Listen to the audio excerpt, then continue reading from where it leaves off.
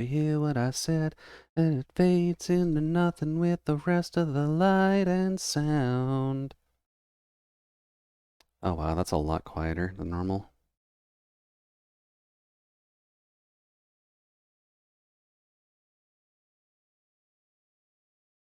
There should be fine. Welcome in, Solace. Hopefully things are going well. Just gonna get all the notes published out.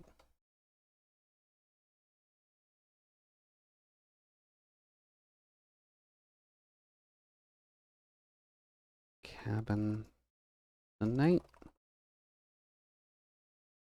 Starting up now. And then art. There.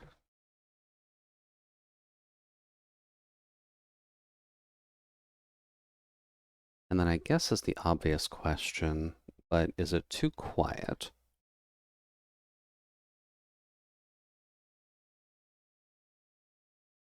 Oops.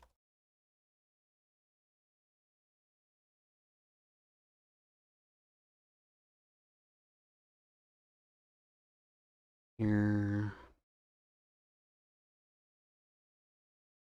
Oh, hey Frank. Welcome in.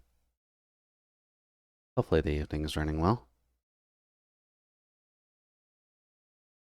I'm just getting the promo posts out, and then we'll start working on the cabin.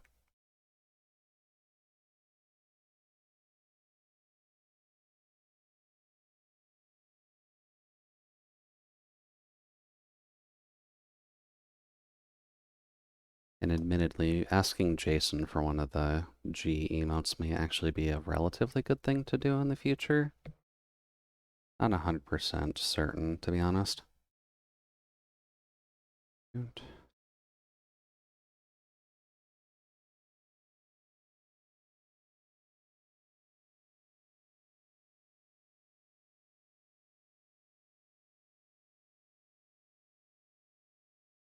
then here. Alrighty. Should get the obvious portions out of the way. I do apologize, Frank. I do just need to run beginning stream ads, so hopefully this doesn't hit you super hard.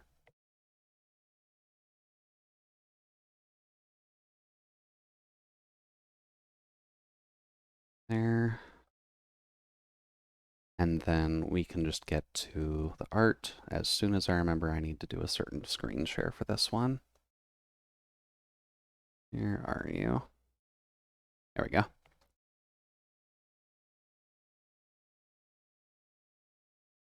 Alright, so where exactly did we leave off before?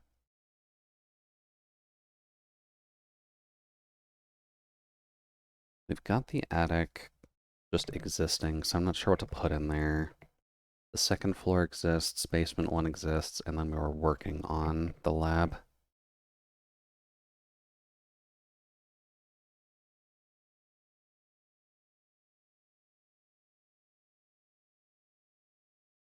And what would we want in here?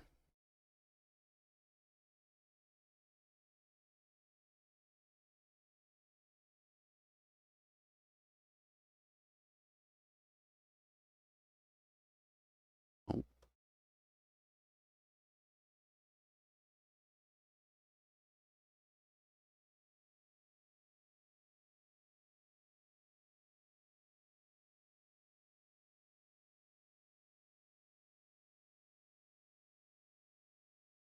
probably should put some construction bits in here, so more advanced bits than what I have in the quote-unquote bedroom.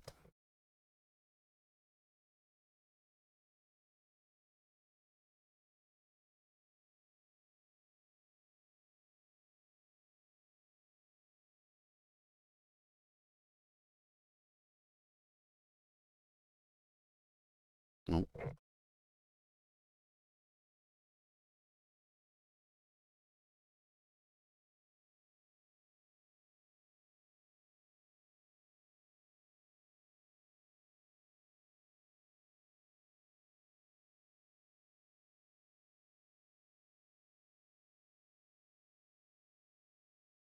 There.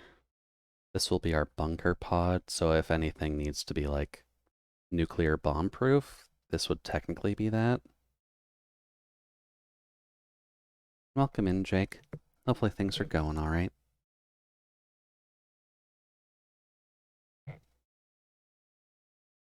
We're just starting the stream off, so you haven't missed too much yet.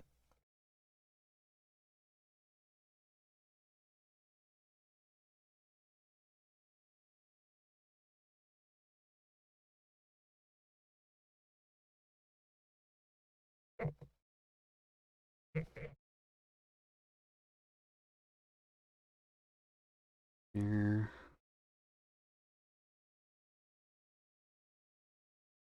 Oh.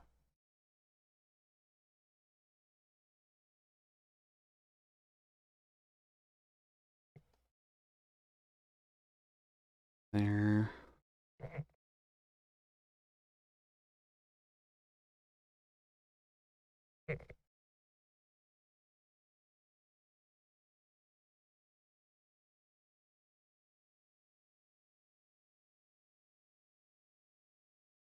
That brush is too thick.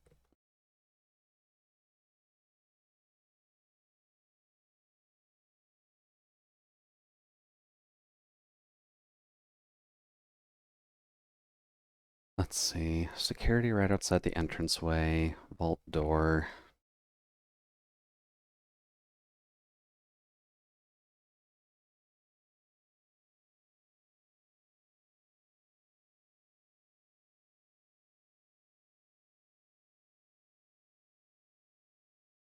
We'd have security there.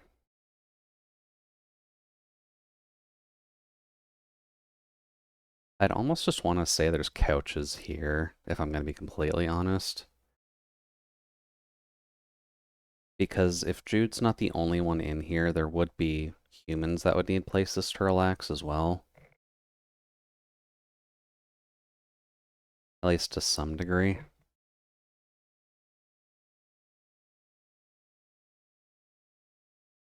So we can just put a couple couches here-ish. And have a place for people to sit down where Jude doesn't need to just stand there menacingly the entire time.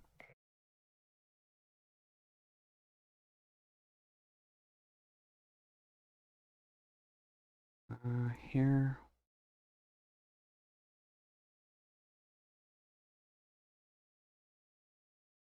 Just gonna turn the ducking down slightly.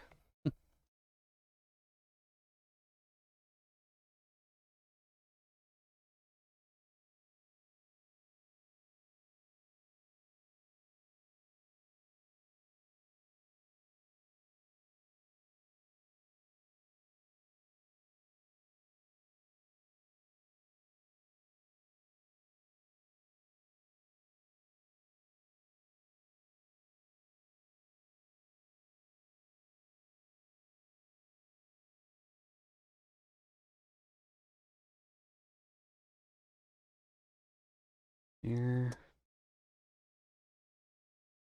And I guess it's a good reminder for folks that when it comes to the art streams, at least, I do tend to talk a little bit less, if only because we are just focusing down a little bit, just trying to make everything work.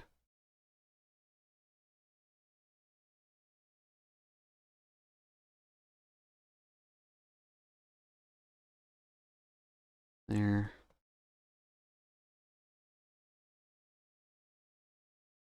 What else would we put in the rest area? Probably an aerial TV, right?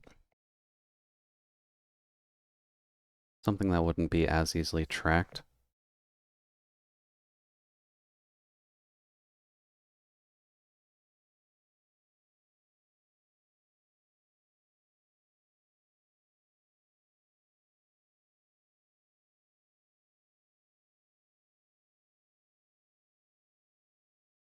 And this would probably just be hooked up under the table somewhere, because if this is just supposed to be the underground bunker, then there's probably electricity running through really weird places just to make it work.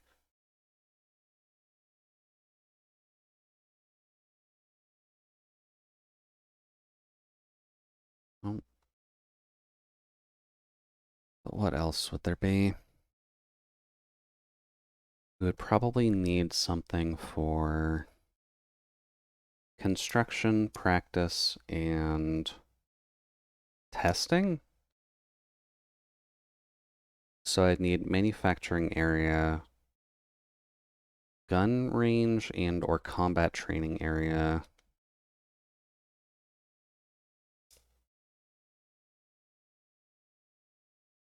And then probably a place for people to sleep.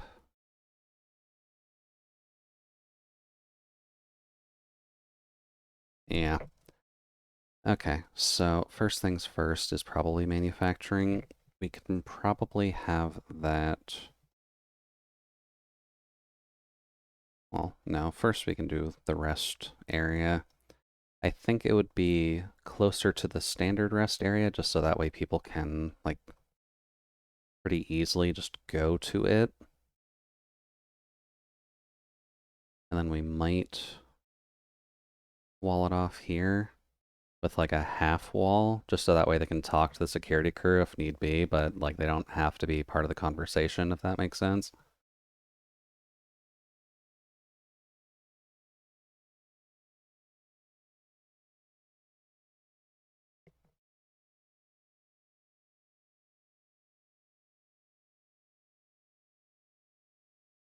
And then this probably won't be anything super complex, but it would probably be like bunk beds or just regular simple beds that are still like manageable to sleep on instead of just a cot in the army with little floor chest things. Just for very, very simple storage.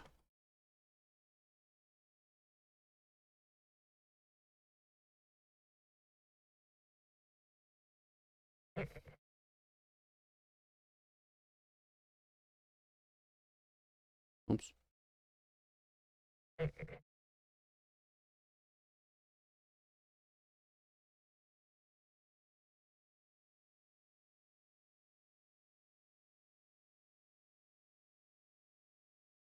There.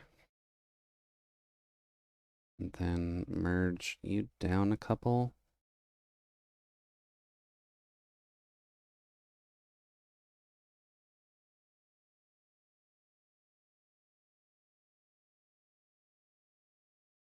Then one more.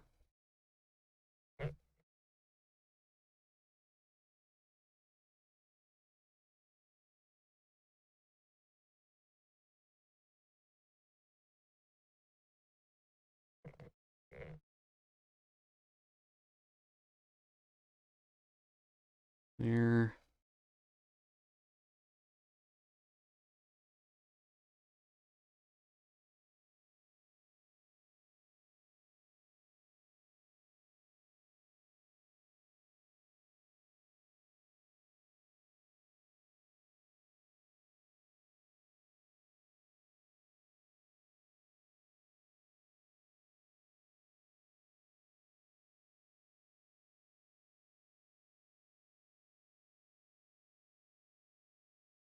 Mm,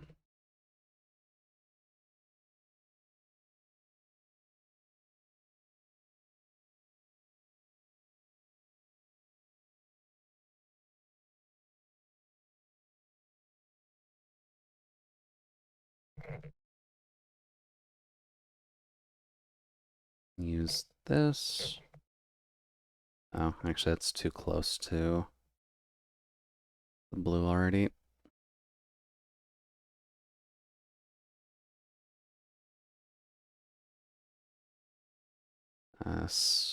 Too big. Sleep.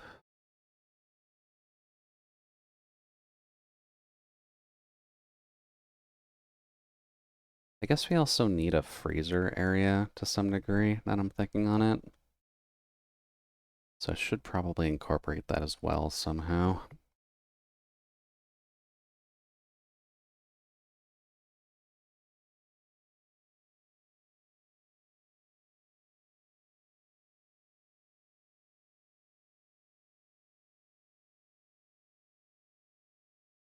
There.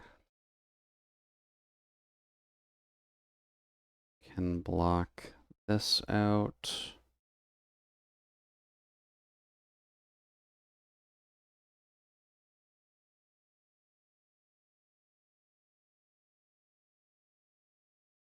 There.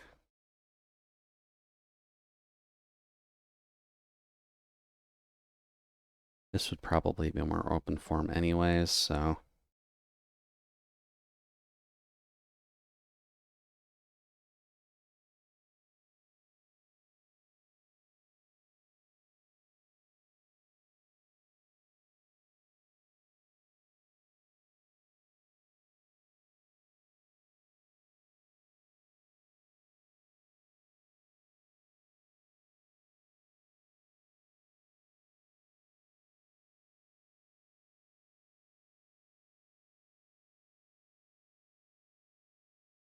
Get that in.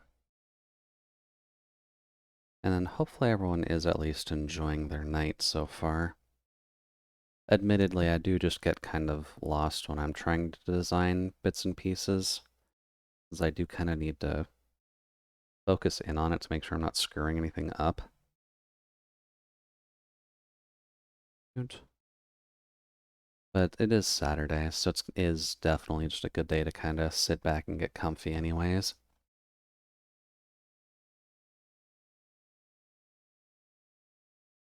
This song also starts off extremely quiet.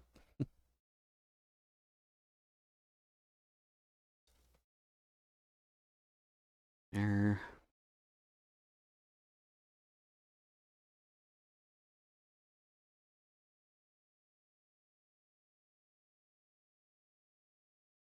There.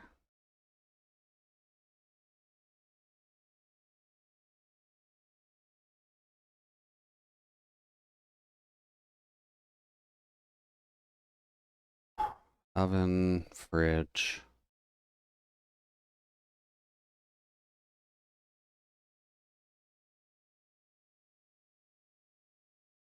Cupboards. Good. There would probably be cupboards up here as well, but this would mostly just be basic counter space. The kitchen in this area at least doesn't need to be anything super fancy. It's just for the humans that are living down here to not, you know, have nothing down here except for rations and such. Good.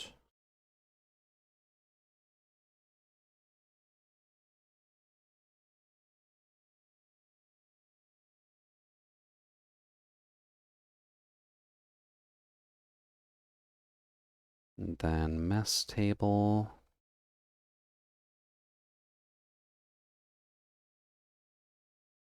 Just a long section where people can chill and eat.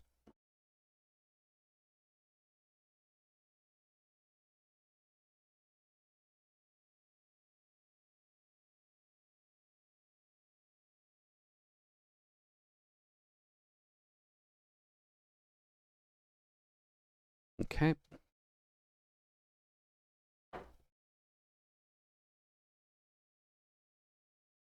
Then what would be fine to put else over here? Because we would need a gun range still, so we could probably just designate this as the safe living area with a full thick wall here. And I might be slightly embellishing the sizing on this, but this would functionally be like our target shooting range area. Just so that way they actually just have it.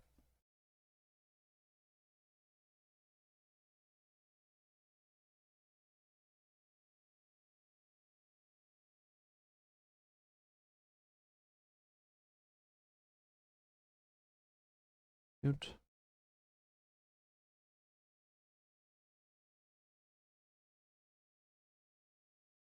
There.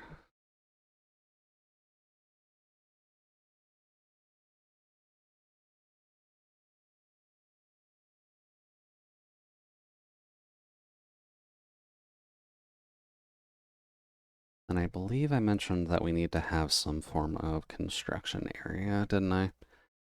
So I guess that'll functionally be around here.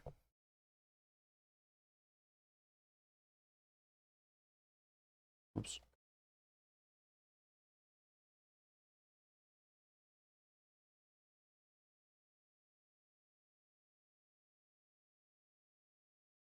So then this area would pretty much just be one giant desk along the curved wall, because we be fancy like that.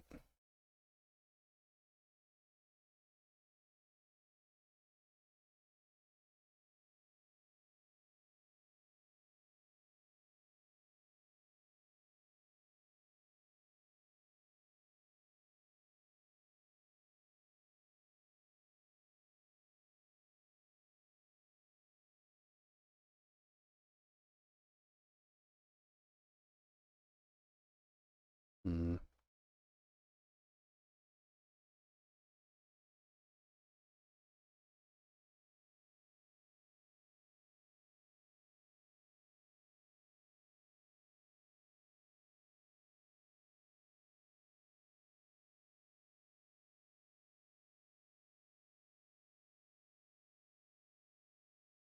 mm,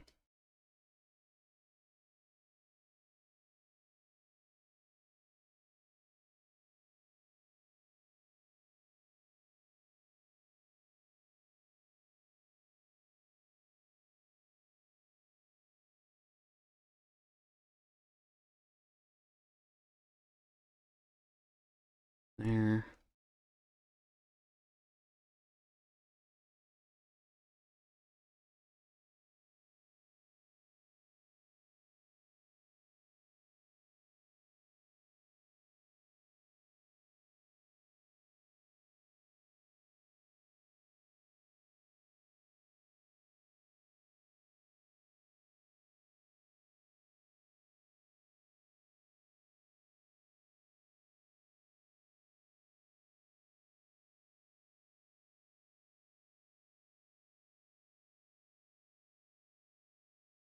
Mm,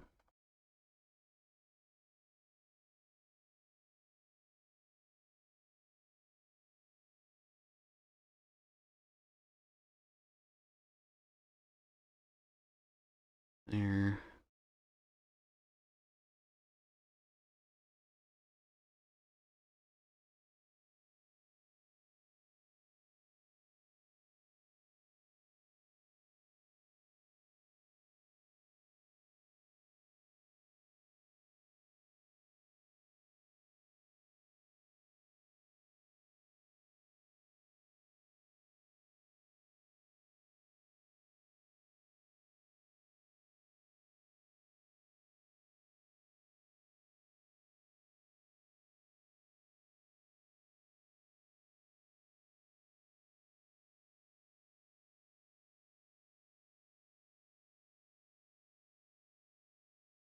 Mm,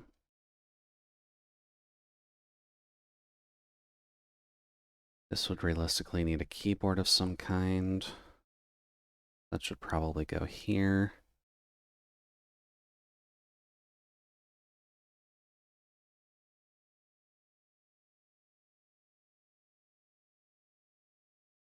And I doubt the machines would run on Windows, but this is the easiest way to denote that.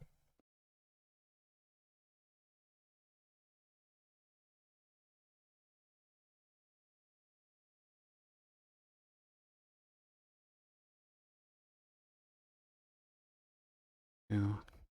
Well, conceptually speaking, Microsoft already has enough reasons to spy on you. I doubt if a robot who's living in the woods supporting a resistance movement against a company that's trying to enslave aliens is going to want to run Windows on their computer.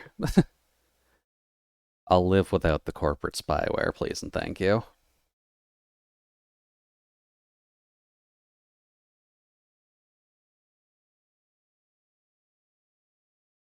This is supposed to be an anvil, by the way. I'm realizing it looks like a really warped turtle.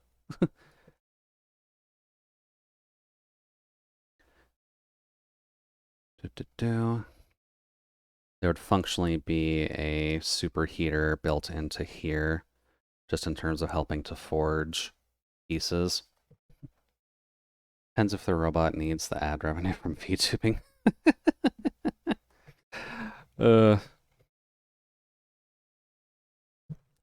Thanks.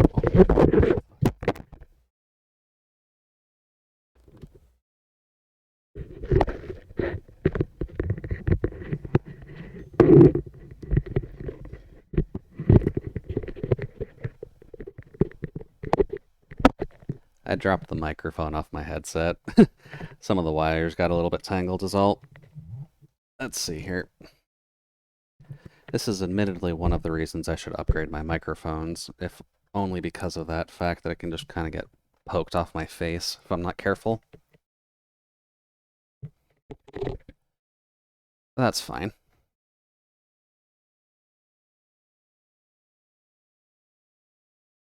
Well, yeah, we're good. This would functionally just be a forging area for the stuff that you can't 3D print, or stuff that would just be better to manually forge it anyways. Oh, nice, you got the duck. Admittedly, it's a decently low chance on the base throw, but it's always nice when he pops out.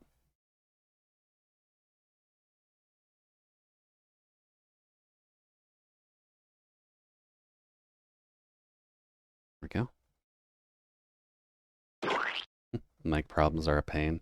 They are, but it is just kind of something you gotta deal with your own setups. So no harm and foul, I'd suppose.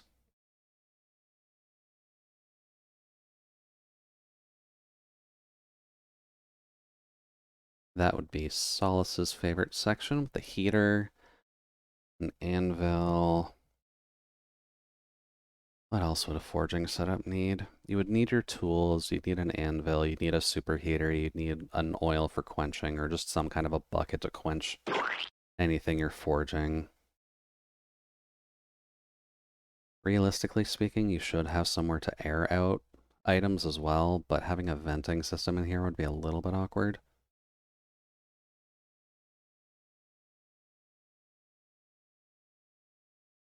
I guess you would really just need a place to, like, store documents, really? So maybe there's like a little cupboard here, just for storing stuff.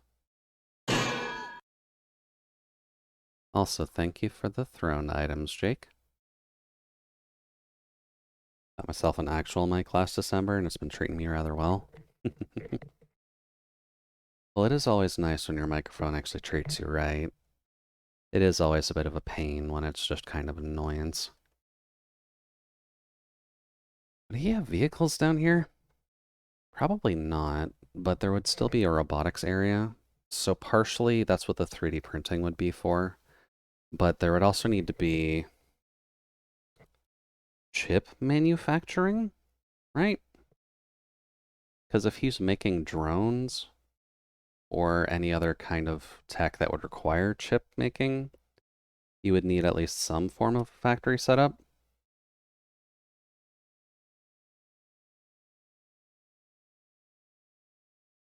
Which would require almost a conveyor, to be honest with you.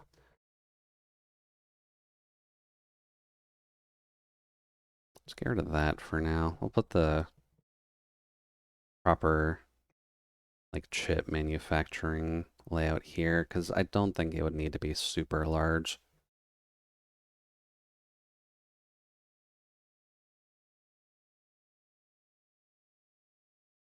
There. And I guess I should go back to here.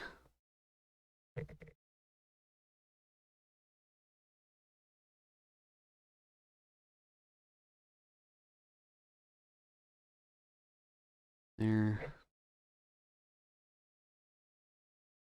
There. This can just have a track belt, but the idea is that there would be like modular systems set up here, so that way if he needs to pre-design some kind of a chip, then you'd be able to move sections with the ability to print designs in them to do closer electronic work.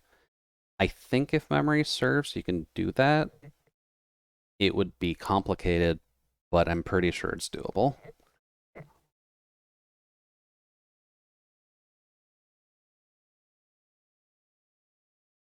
That would just be a little treadmill to push it along, and then all of the machinery would also just kind of encompass this area.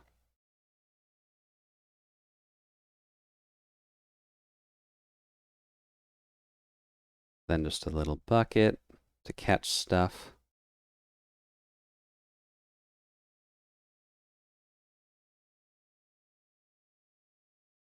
And then this would also probably have its own little computer bank area, just so that way they can do manufacturing designs there as well.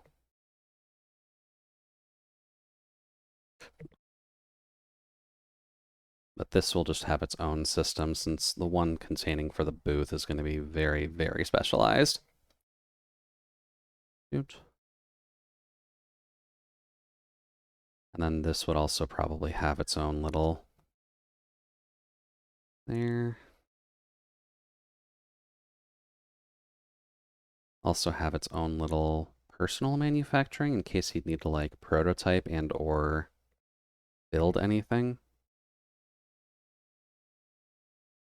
This would also partially be the reason why there aren't really too many safety walls built in between all this. Oh, wrong one.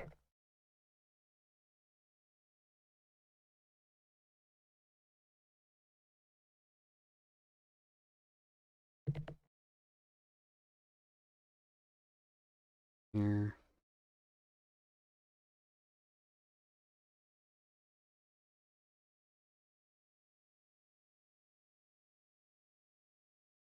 So yeah, I guess for the basement that would functionally work.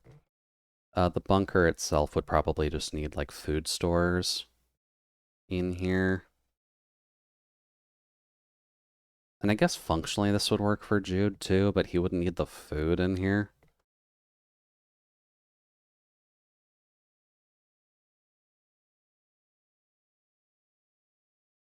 But then this would functionally need to be pretty thick, so it would probably have its own little vault door on it too, to be honest.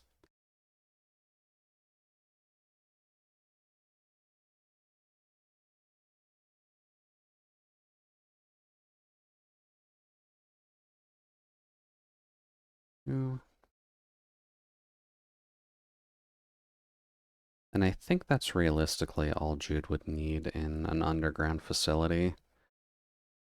It's not meant to be the most complicated thing, but it's at least good enough to get stuff going in case he ever needs to help out with the resistance movements or anything like that.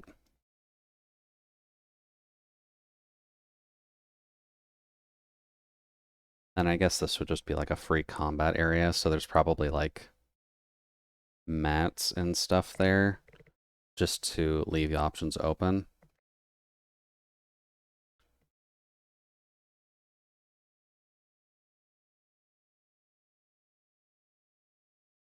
There.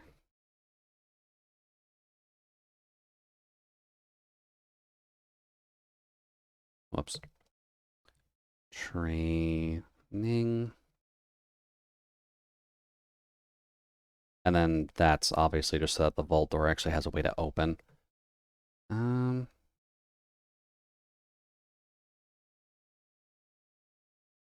Hmm. And at least looking at vault doors, I don't think it would open like this exactly. So I should probably fix that.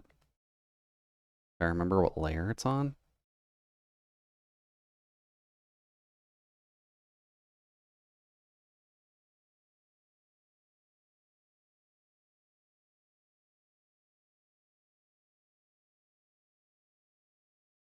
This would be decently thick on its own, but this would encompass the circular door, which would open up, is how a vault door would actually work.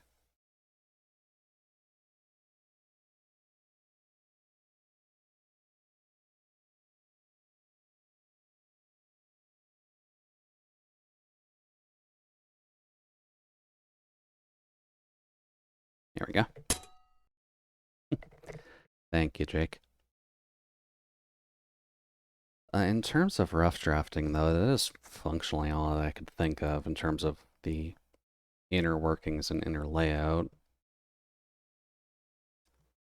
So I guess we should probably figure out how to start designing the outside, shouldn't we?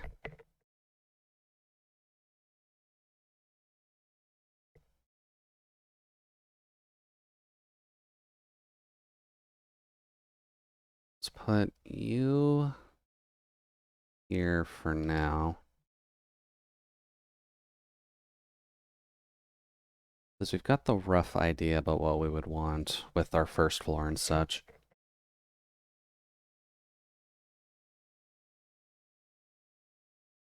Here, let's just extend this out a little bit.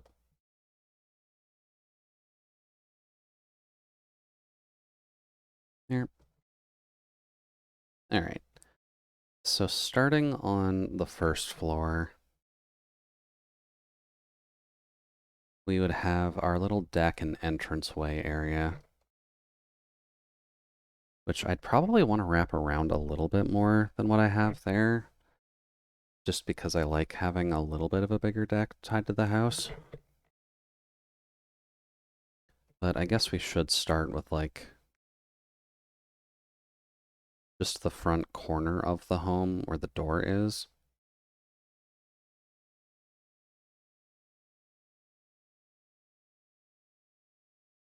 Which would functionally be about here.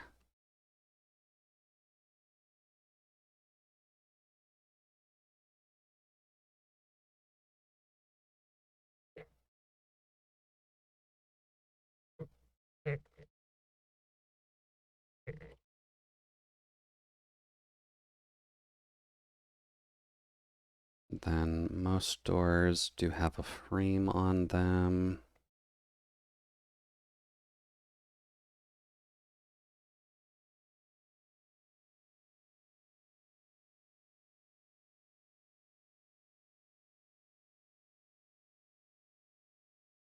The little doorknob.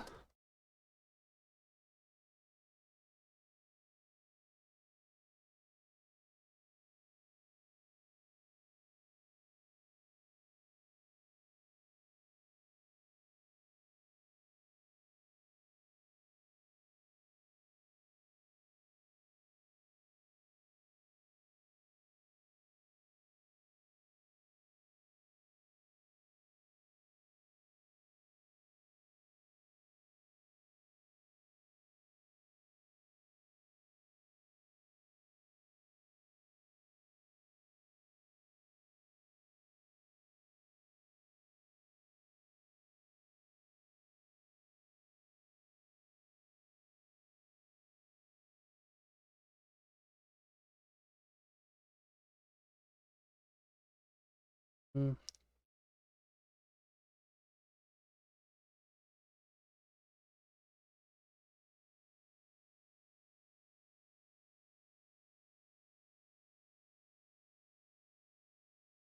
Have a nice little seashell window on that door.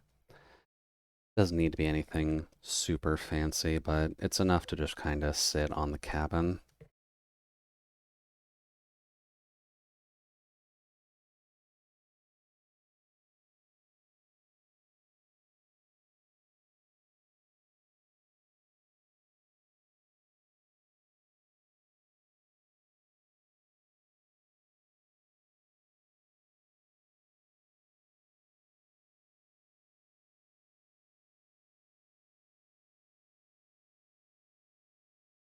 Then a little mail slot. Just because it'd be weirder if that's on the door.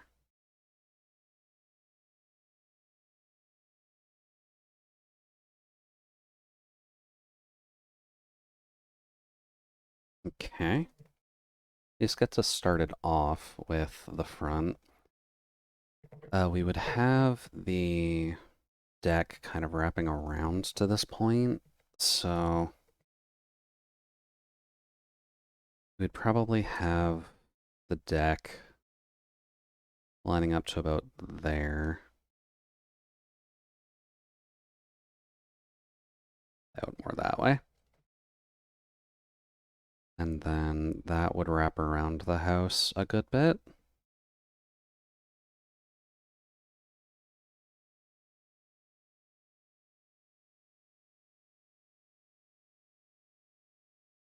I'm also realizing that I need to draw this very, very large, which is fine.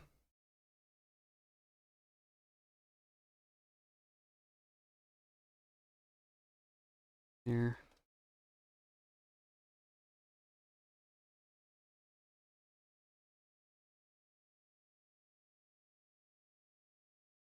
I don't think we'll have this hooked around the entire way, but can at least make it big enough for it to be noticeable.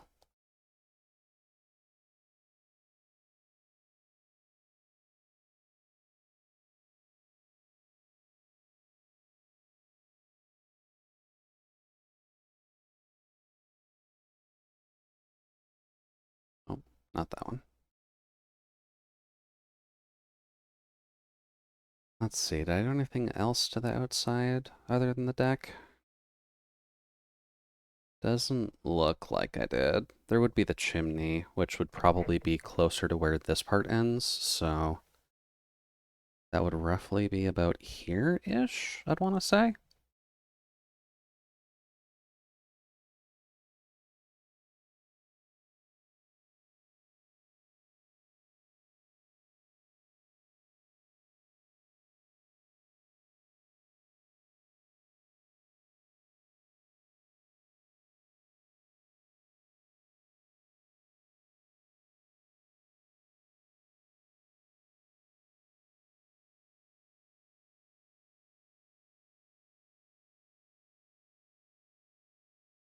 Do, do, do.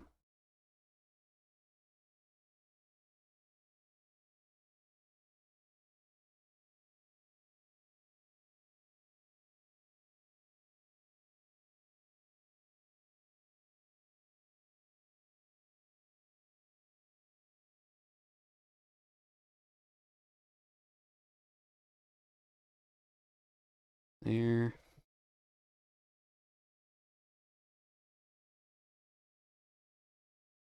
And then this would pretty much just go straight up without any real complications on that front.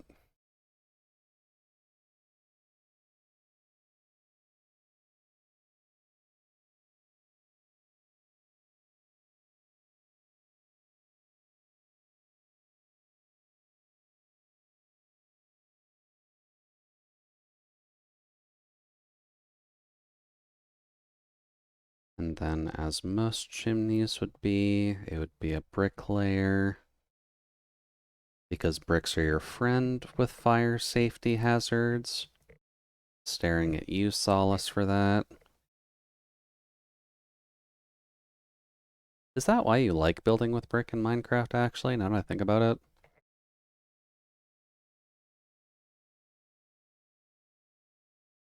Like, I'm not trying to call you out on live TV, but like...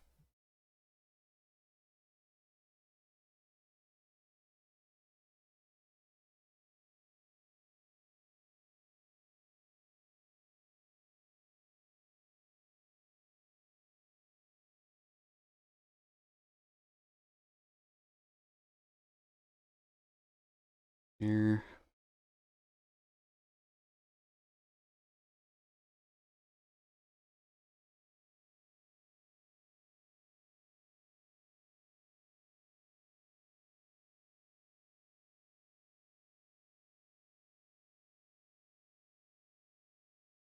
I use stone brick in Minecraft originally just because it stays stone brick when you mine it, as opposed to stone. Also, it has sufficient blast resistant for ghasts. Well, I definitely can't fault that. The ghasts have always been a bit of a problem, at least, that we always need a slightly better answer for.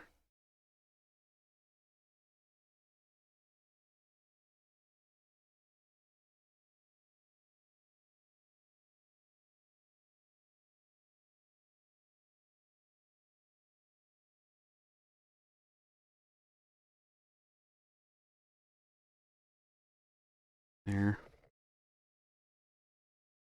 we'll just kind of leave that as is for now.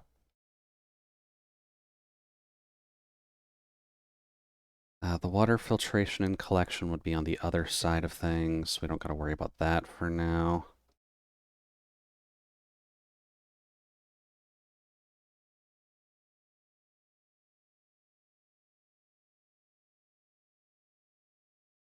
It'd probably have the wooden pillar here to denote the front of the home.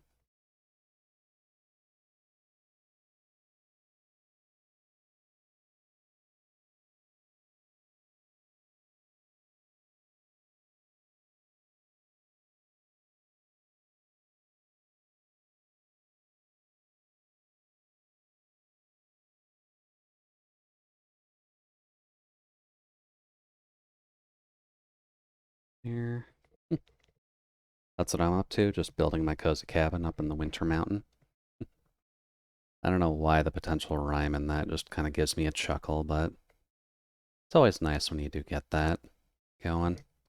So hopefully it's not too rough on you to actually get that built, Jake.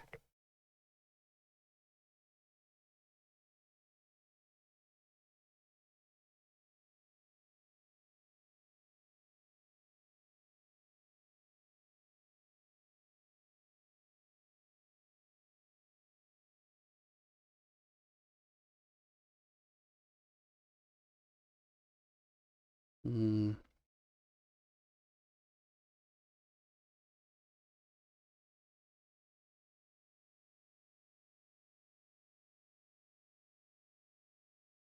No, that wouldn't be stable. Gotta think of proper fencing, Jude. If you're gonna have a wire fence, it would functionally be...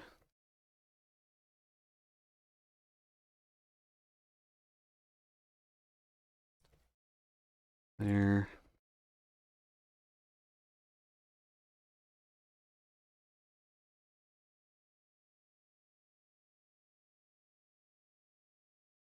Hmm.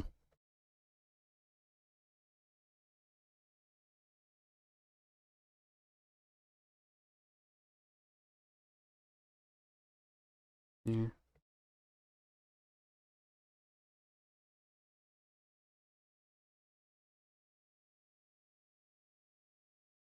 Better. It's not. It's rather relaxing. Okay.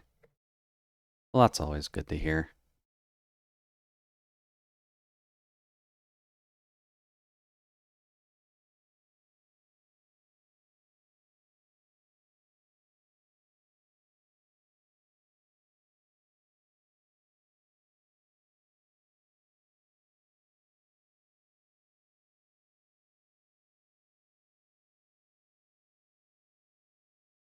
Here.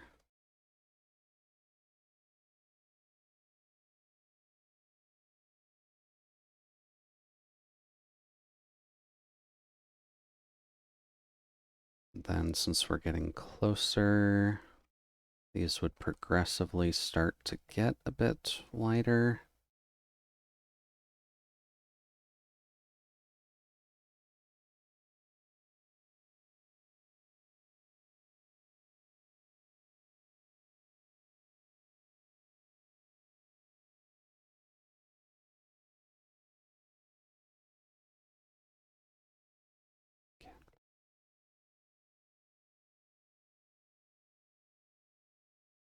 There we go.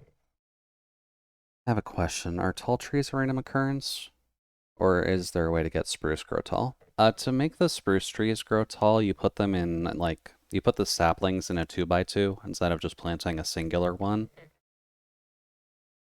Like, that's how you guarantee the very big spruce trees, at least.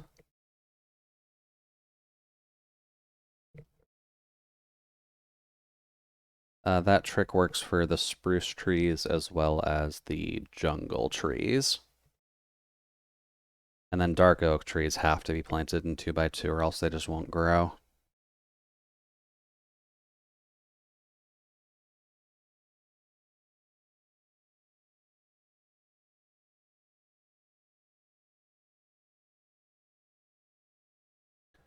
So there'd probably be a pillar about here.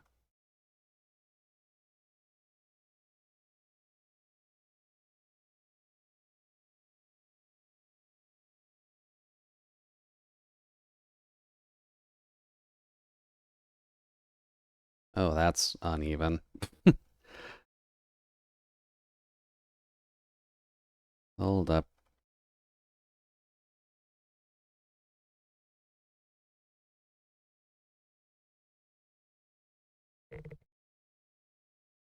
That.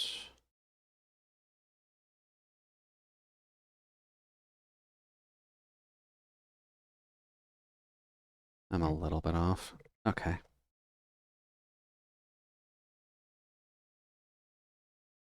That's why we sketch stuff first, just so we don't make too many mistakes.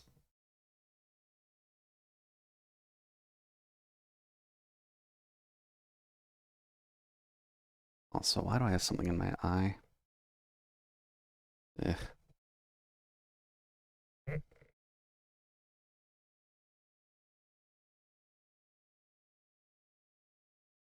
Also, we are just going to be doing a sketch of the house first and try not to finalize too many lines. I do kind of just want to get a general idea about how I'd want to lay everything out, which will take a bit of time at least.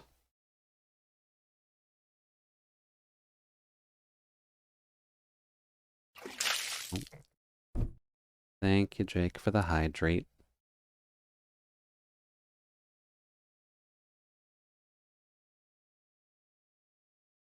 Mm.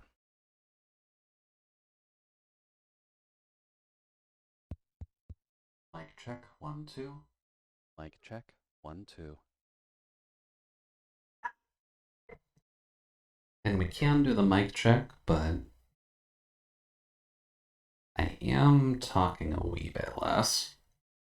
Because unless I'm going to be describing all of the design metrics of this, then I don't have too much to say while I'm drawing, unfortunately.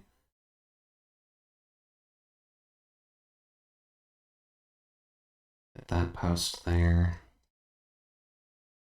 I think we can get rid of this line, because that's a little bit in the way.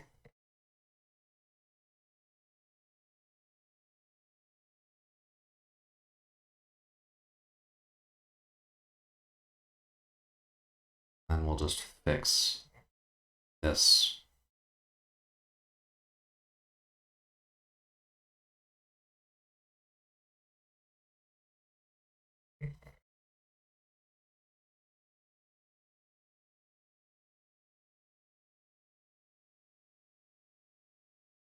There.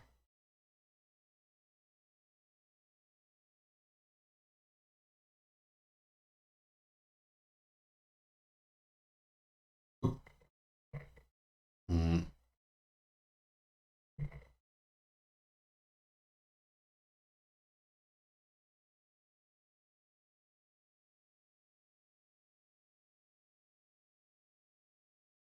This part would probably just be a concrete of some sort, so there wouldn't be too much there.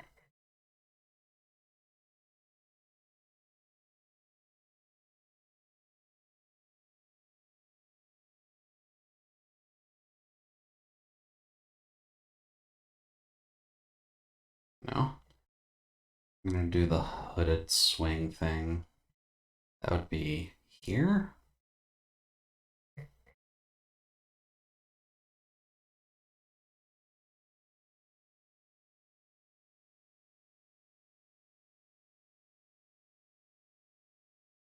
Here.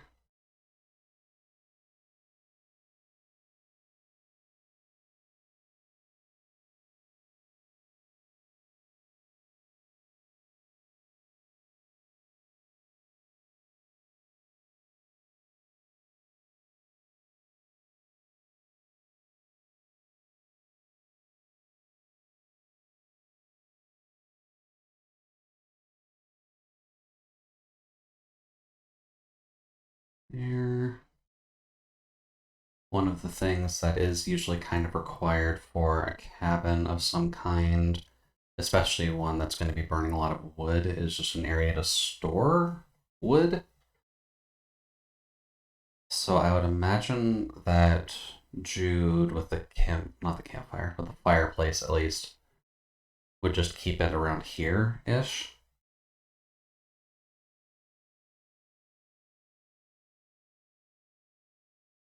And I guess that would mean he'd need somewhere to chop all this, so probably put something like that near the front too.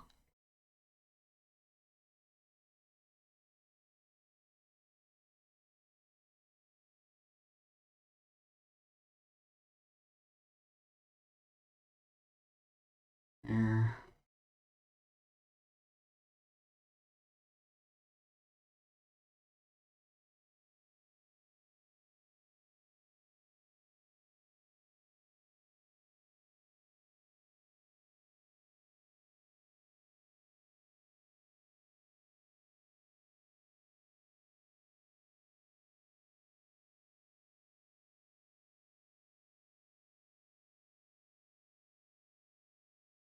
There.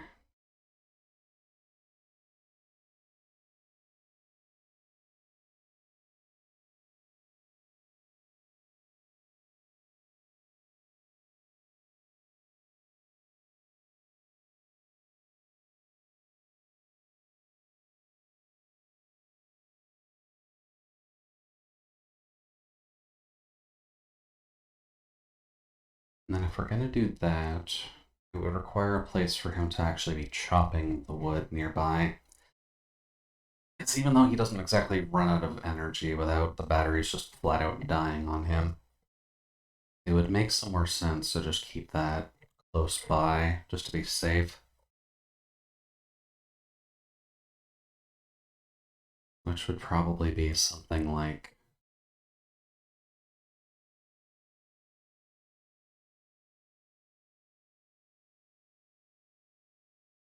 an old stump.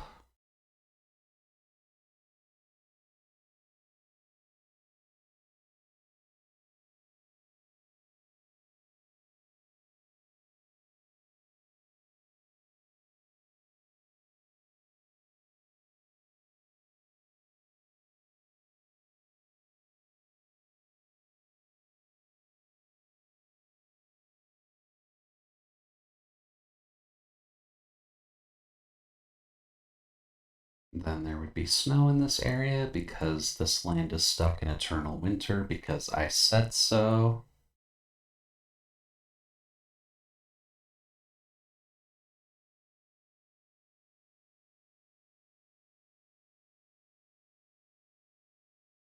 And then this would end up being on ground level. This would be going up here.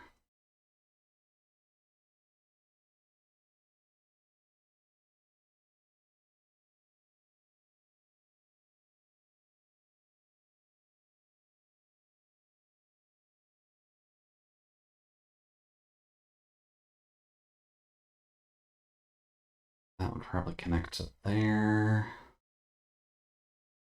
This would come down to here.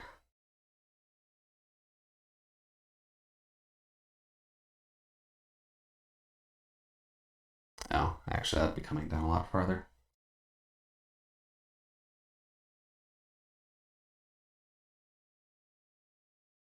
And that would be the key pillars, at least. But you'd probably want a few more just to make sure something like this doesn't just fall over on you.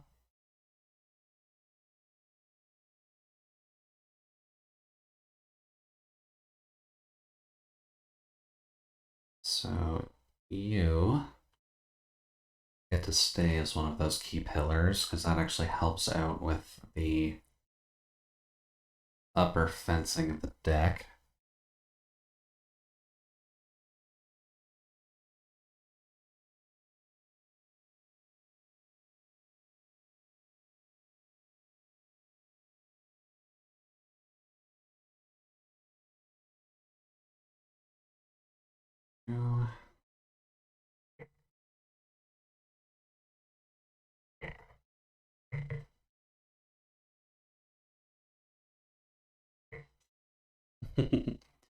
Are you a fan of NSP Solace? Yeah, when it comes to Ninja Sex Party stuff, Danny and Brian do tend to write relatively radical songs. And it's not inherently a bad thing, but it does give them a bit more of a unique charm to them that you wouldn't necessarily think of, since it's functionally 90s butt rock, but, you know, modernized in terms of lyrics and such.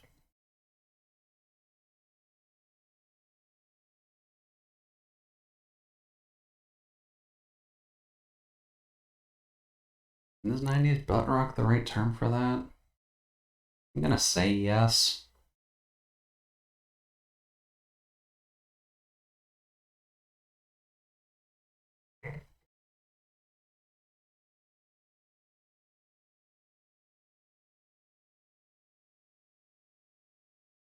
First I've heard the term.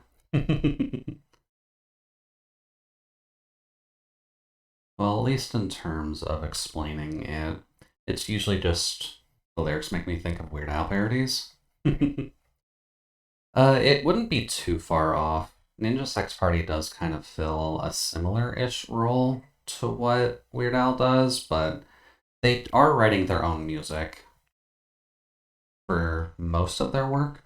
They've only done a couple other like parody-esque songs, but they were covers for either already written tunes or they don't usually try and do Weird Al-esque rewrites. But it would be Danny Sexfang or Danny from Game Grumps, depending on whoever you know him as, and then his bandmate Brian, who probably helps him with a lot of the writing and or composing of their music. I don't actually know what Brian does for this team since he doesn't sing. Considering his character is just supposed to be a mutant ninja that's more badass than Danny's supposed to be. So he is kind of just there for the sake of complimenting Danny in terms of character writing, at least.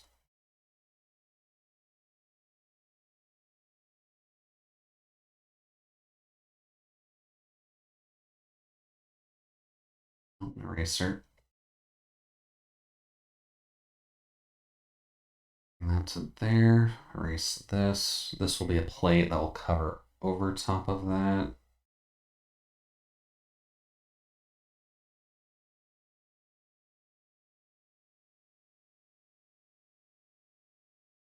And then this would realistically need to hit to about that marker.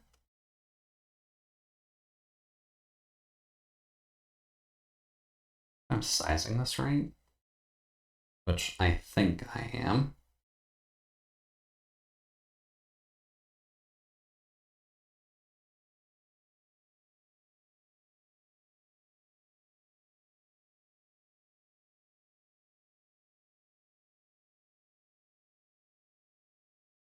Order of operations of what I actually needed to draw for these posts is a little bit off, but that's fine.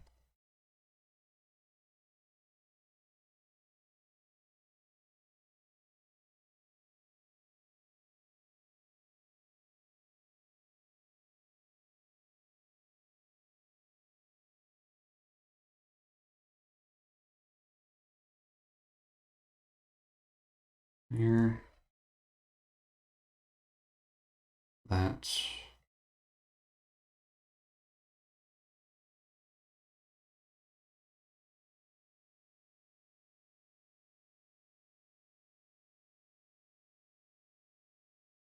That should probably work fine. Okay. And then this connects to that piece. This is still the post, so that will go through there. And then we just get to have some fun.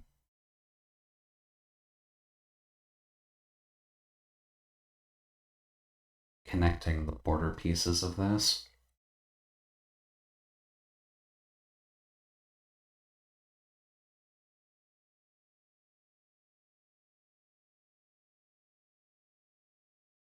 So,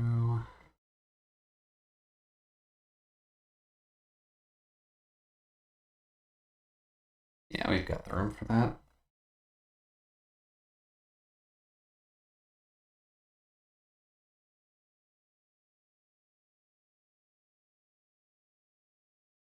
Then about here.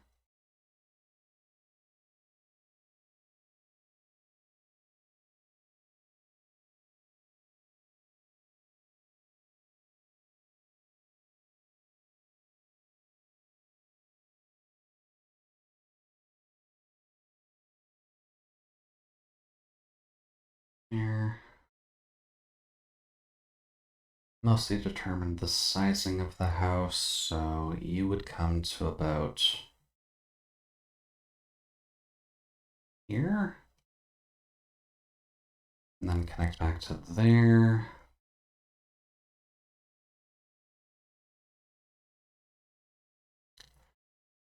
Which would then leave our board layer to go about here.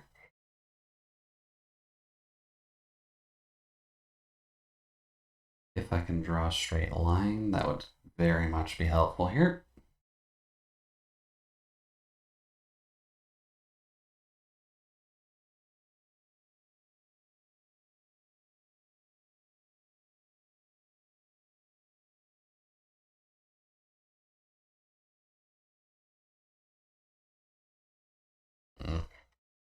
Probably would be smarter if I drew these from the already predetermined line, just so that way we're not getting too far off in terms of, there we go, getting too far off in terms of angle.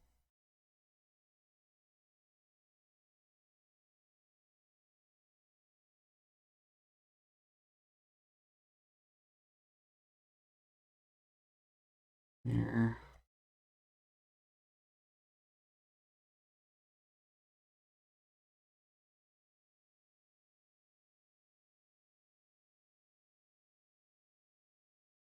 Mm.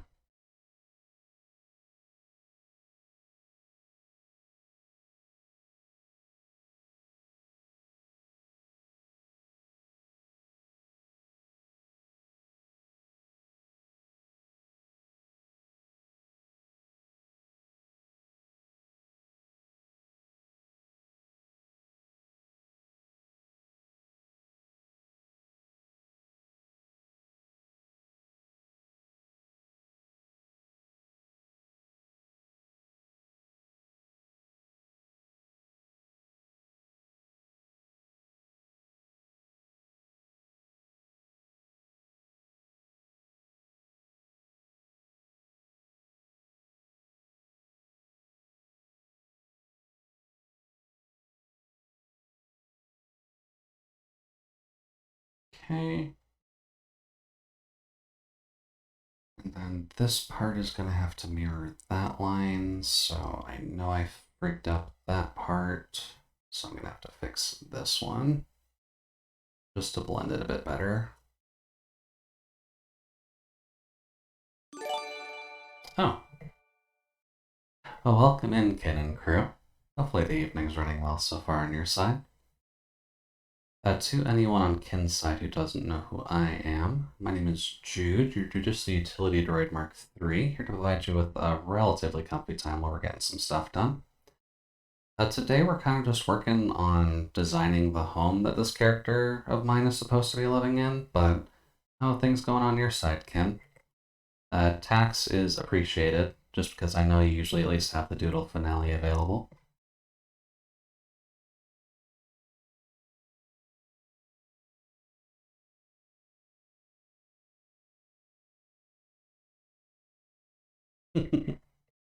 Thank you. But how is everyone doing tonight? Hopefully you've at least had some time to just kind of relax and not have to think too much. Oh, oh, this is actually kind of small. Let's see here. Oh, that. Sachi steals Awie's identity. Oh, that always works well. Even able to keep the leaf on there too. I wasn't sure if that would just be able to sit underneath the hat, to be completely honest with you. But definitely good. Very nice work, Ken. I'm also assuming that the other work that you were completing today is at least coming along well too. Also need to redo those lines a bit better. Don't want to suffocate the leaf. Honestly, fair. You probably want to make sure that thing's getting enough oxygen just so that way your photosynthesis can take place where necessary. At least that's how I imagine Sachi works. She just needs to stare up at the sun occasionally to get the energy she needs to get all her art done.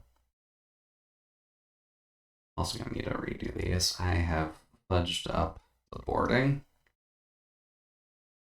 Oh. There we go.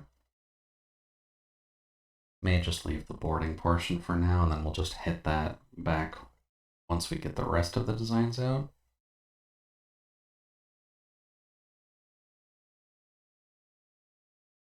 You really pause more often, don't you?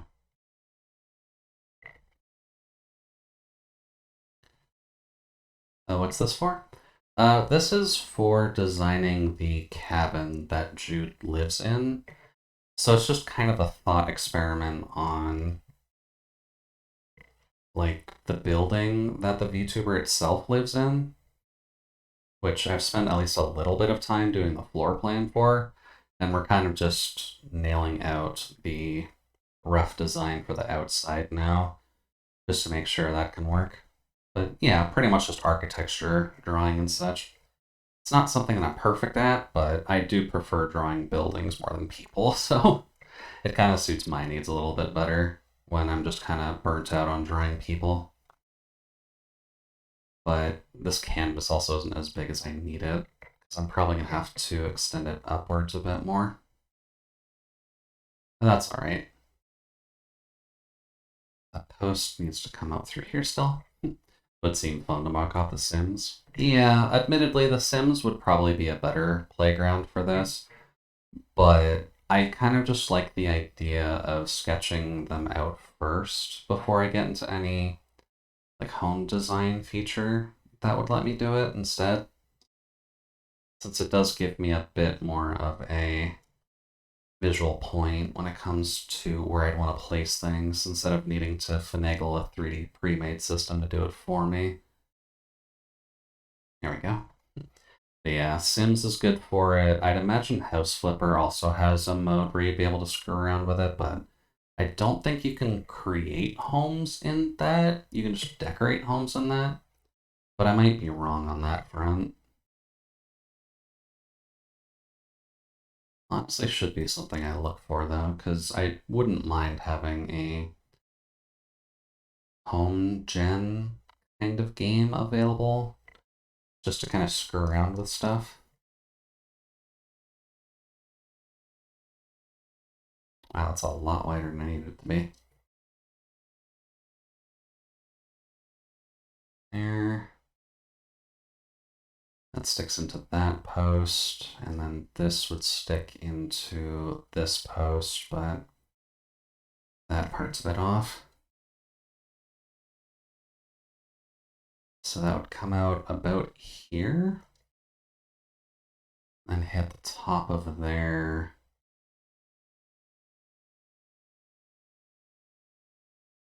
Okay, that works. And then there would just be smaller posts kind of heading up here to act as a proper guardrail. It wouldn't need to be anything super dense or anything. We're not exactly childproofing this home, but it probably wouldn't hurt to just make it seem like it's childproofed.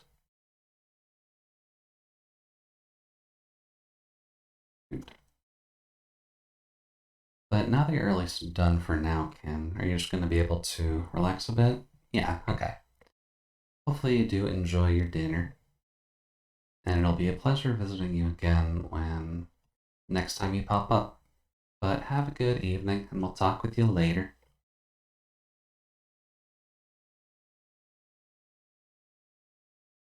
Yeah.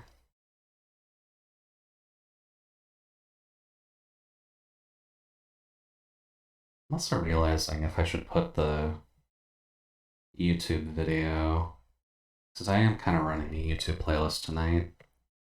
Since all of these generally have decent animation to them. But I don't think I have anywhere on screen where it would fit very well. Might have to think on that one.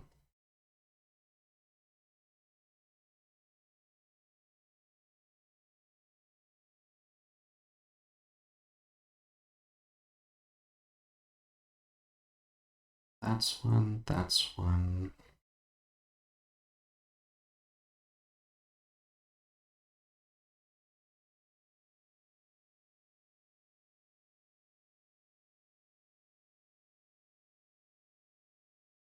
I guess thinking on it, I probably should have 3 more posts, like these ones. Which one of them would probably be here. One would probably be here, and then one would probably be here. At least in terms of the thicker support posts for that, because just having the 3 will not be nearly enough.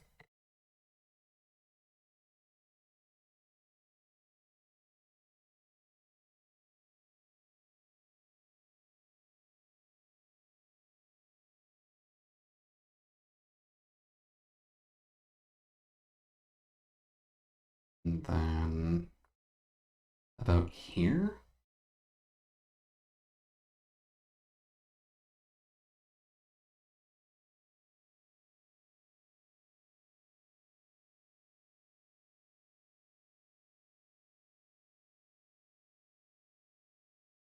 Good.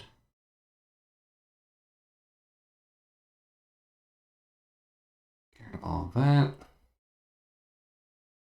Probably correct these.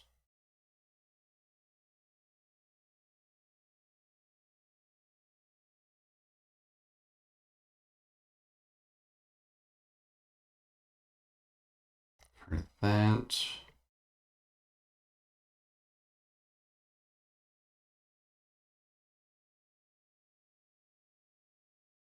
And then those posts would functionally just go right through this post into the other side. So this would connect up visually here.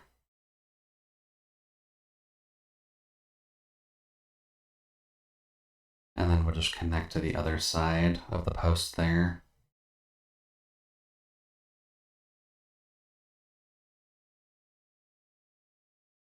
There.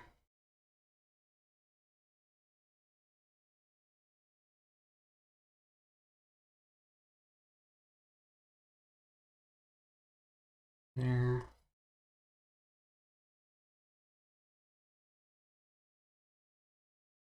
Then similar idea here.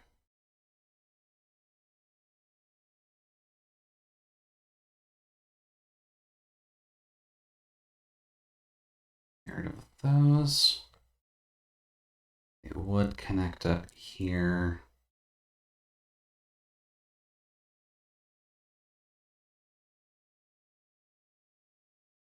Yeah, at least going through a rough sketch of this is helpful for imagining how Jude would need to move around this space instead of just sitting on all of the screens that we have built up so far. And that's partly why I wanted to do this, since we at least finished a few of the dolls. I do admittedly need to go back and redo a couple of them, just because I think the ones I've done for Sachi and Iku are a little bit too low quality for my liking. And at least if I want to keep them in storage, then I should at least get those ones looking a little bit cleaner. There. But that'll come at another time, probably after we finish this house design, in all honesty. Just because it'll give me a good time to take a bit of a break from character designing and or chibiifying, rather. Okay.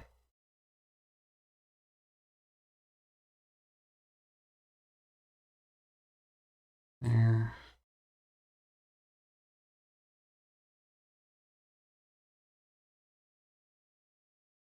Give ourselves a nice balcony to go out on.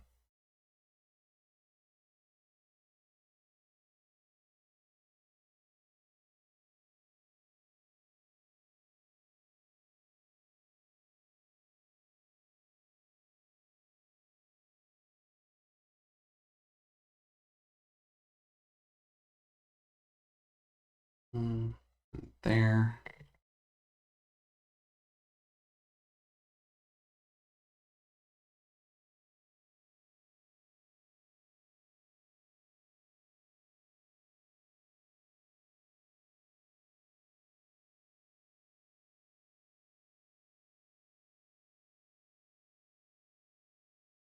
Then there.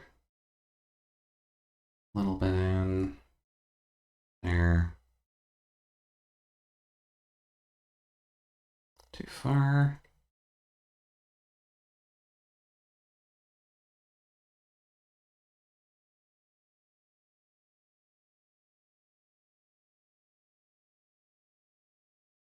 Oh.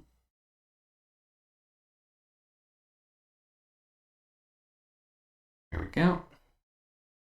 Gets us started on this outdoor deck portion of this, at least. Although, I think we didn't really block out room for a door up there, did we? We didn't, but I guess we could turn... Oh, wrong layer. We could turn this into a door that just heads outside.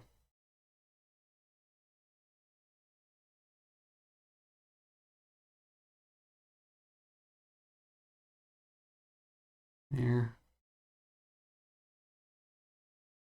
Alright, let's try to not turn this into a theoretical drawing of where everything should connect up, because I know that's partially what this is looking like right now. But we'll try to make sure to keep things straight, and at least within a logically built world. Here.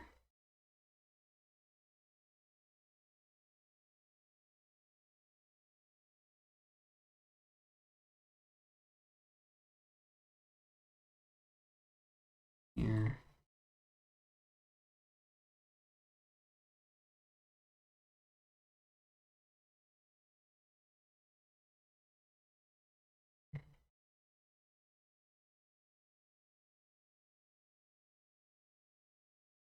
Here. And then I didn't leave a ton of room on this one, so we can just imagine something like that.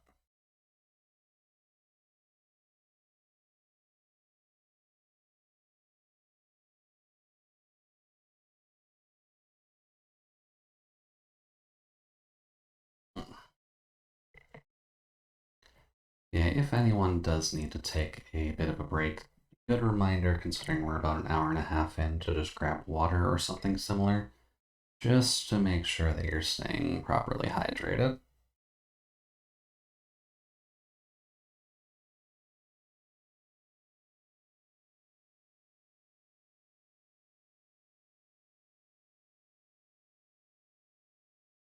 Since, at least from my side, I'd say we're doing relatively okay.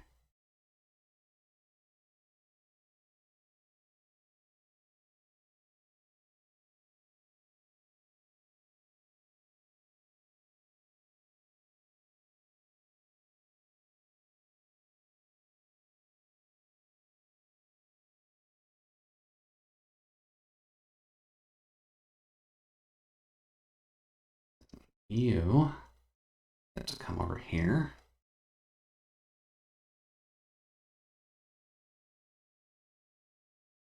And to there. With you, since we need some 3D shape. There. There. And then there.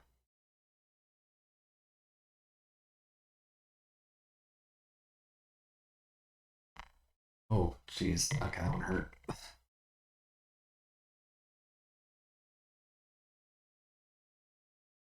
Eh.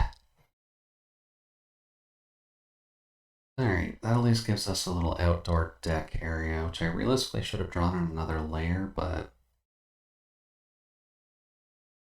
that's fine.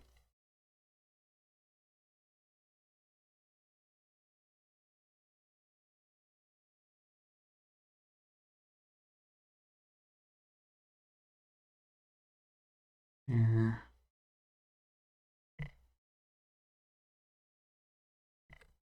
Do kind of need it to sit there where we need it.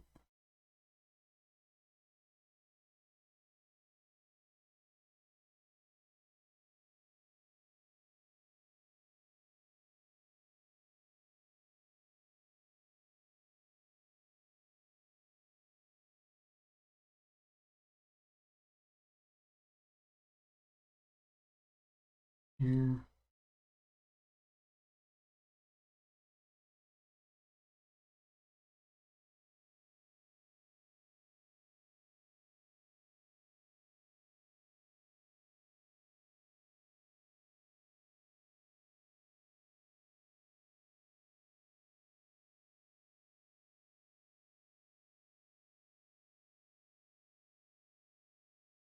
Alright, then what next? I guess I should probably add those connector pieces to here, just to keep the visual consistency on what the edge of the deck is looking like. Good.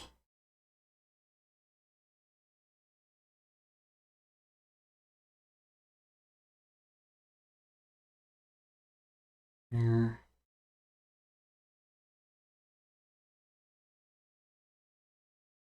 Then about here.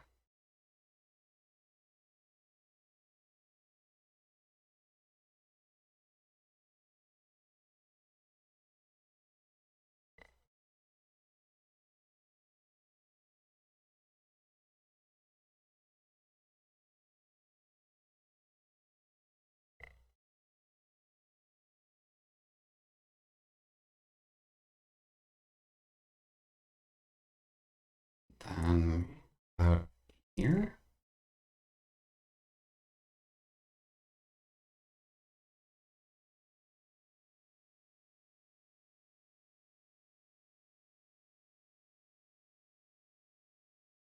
Okay. That works. And then we'd functionally just have a door in the same area here. Oh, this line is also really, really off. That's why it looks so weird. We'll fix that.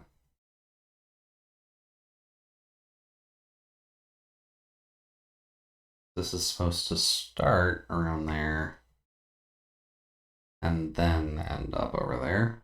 Mic check, 1, 2. Mic check, 1, 2. Hey, the K. Welcome in. Do hope you and the Chaos Potatoes are doing alright tonight. And welcome on in. How goes things?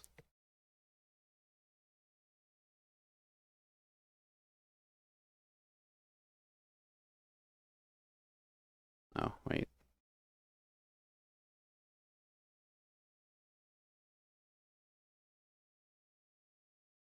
This one.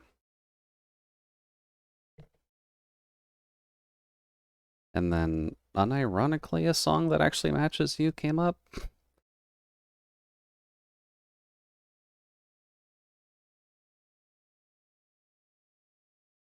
Hope all's well. Did see Nick had to make a new account. Yeah, I did have to see that. He mentioned yesterday that he had to send his phone into the shop for repairs, so he just didn't have access to his authentication stuff. Idiot. I mean, it happens. If your phone's gonna break, there's not really much you can do about it. Unless he, like, purposefully left it in the laundry, in which case, then, yeah, that's kind of his own fault, but...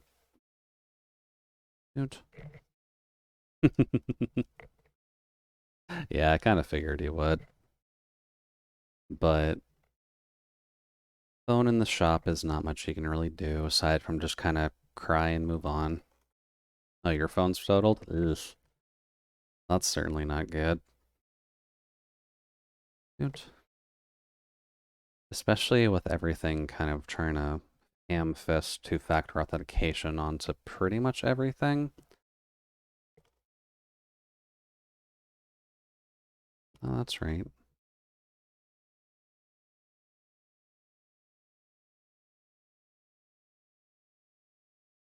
There we go. S9 Plus, your phone works. The screen just refuses to stop touching itself. Oh, the phrasing. That's fine. Let's take that out of context. I mean, we're listening to a song called Touch Fuzzy Tail. So, I mean, context does not matter.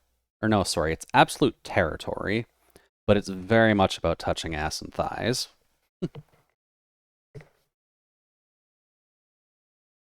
Touch Fuzzy Tail is a different song by this same author.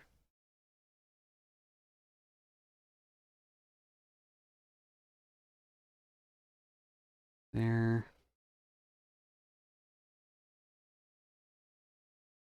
Let's see. Oh, right, need to fix that one. There we go.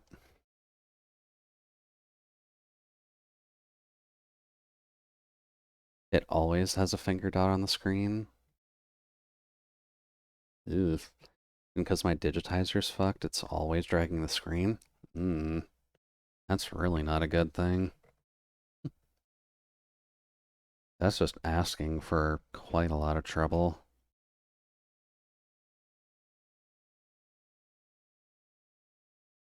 Let's just move this back as well. Something feels off with it being that close.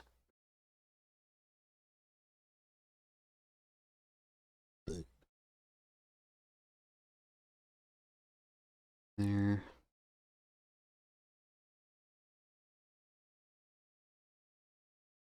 Then that. If all it needs to do is connect up to there, then realistically speaking, we can go to here and then down, which gives us a lot more room to work with.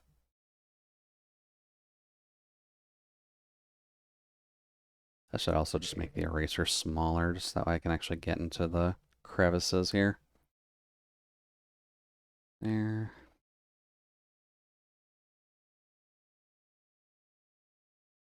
Still works, but the amount of times I've swiped Notifaway or archived an email, ugh. Yeah, I can't imagine basically having a finger always on your phone is the most useful hack possible. Like, unless you're in... Admittedly, this is a bit of a dig, but if you're doing Mr. Beast's useless, always touching the screen thing, then it's at least helpful there.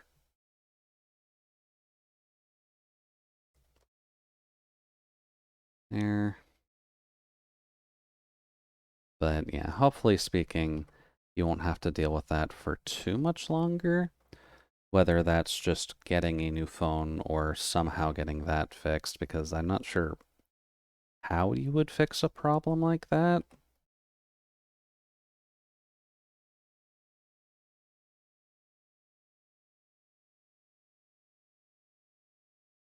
There we go. Also, don't forget you can use a mouse with your phone with Bluetooth or USB. Also technically true. I'm not sure how that would interact with the constant touch, though.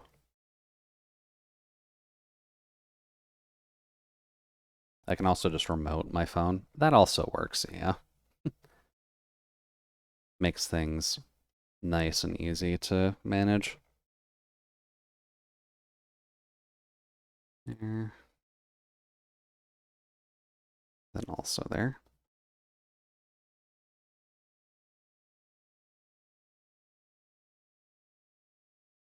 This goes here, this goes here, and would come up to about here.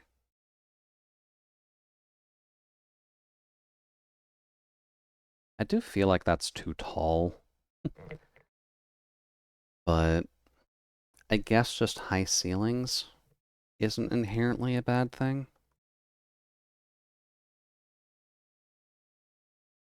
There'd be a door here that leads out from the second hallway, and although that's symmetrical, I'm fine with having the weird doorway.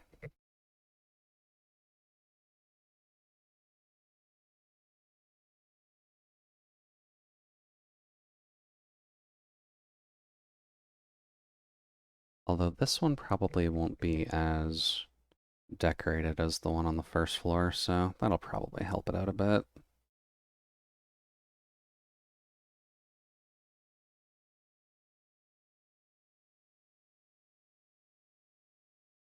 Oh.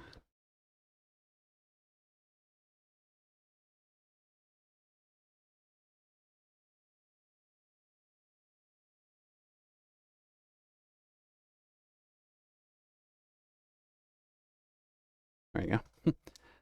By the way, this child is going to get tickled if she is not yanking the camera.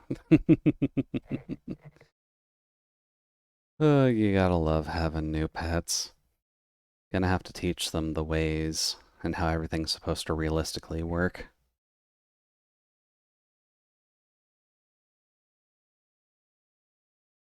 Which I'm sure that one is still kind of in the process of learning right now.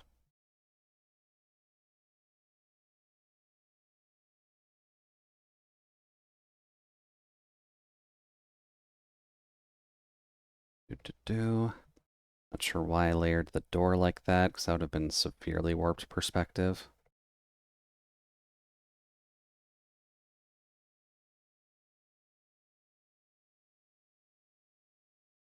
Still keep the same design though.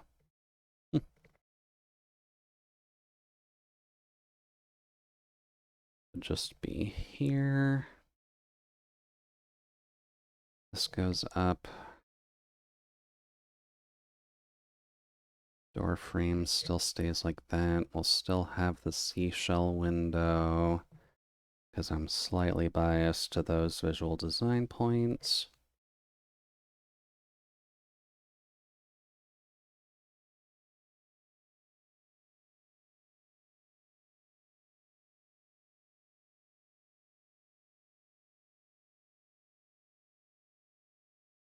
There.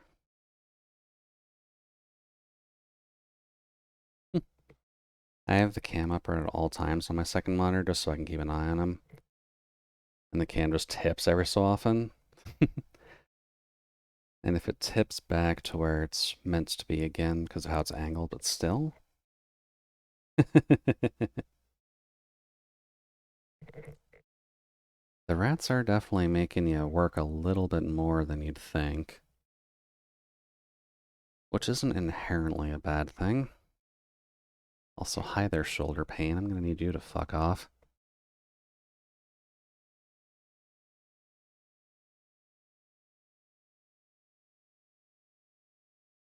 Oh, you do know the song. Okay. Admittedly, this is the first time I'm hearing it, so I haven't got any clue what's coming. I think I have listened to a good bit of their stuff by this point, though, so. You love Tom Cardy?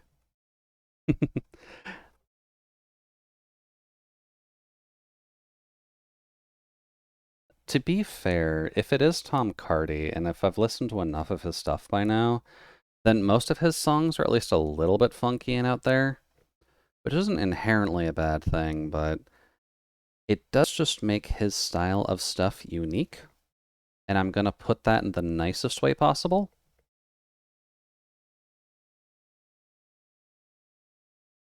Since I think the two songs that I listened to before that got me flagged to listen to more of his stuff was Mixed Signals and what's the other one? Mixed Messages, thank you. Mixed Messages is one, and then there's another animated one that got suggested that I've listened to a bunch now. Red Flags? Yeah.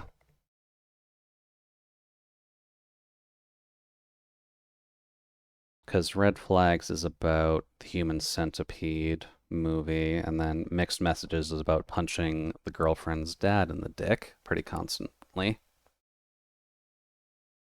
Yeah, exactly.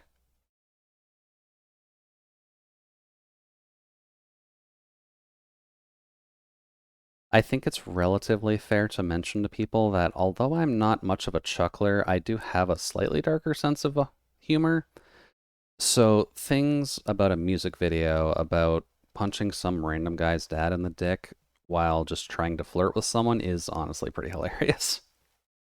And I'm not sure why. And then there is Smokin' Joe.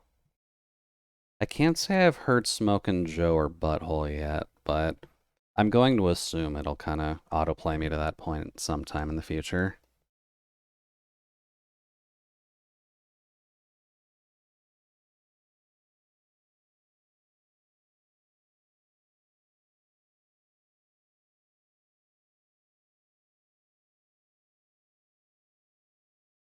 Smokin' Joe's pretty amazing? Okay. Well, I'm assuming it'll click in here eventually.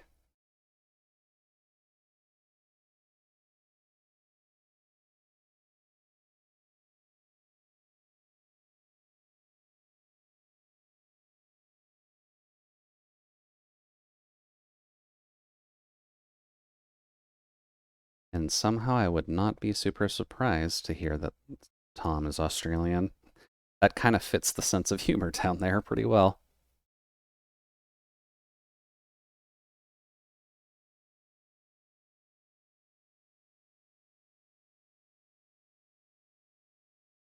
There we go.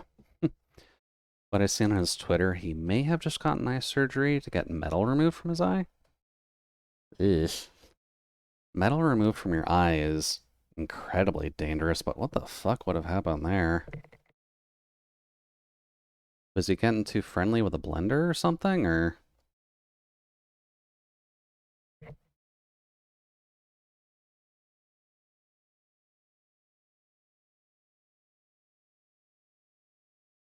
This goes out. And I don't think I have anything super fancy on that side of the house, but in terms of modifying it, we would functionally have the extended deck go to about here.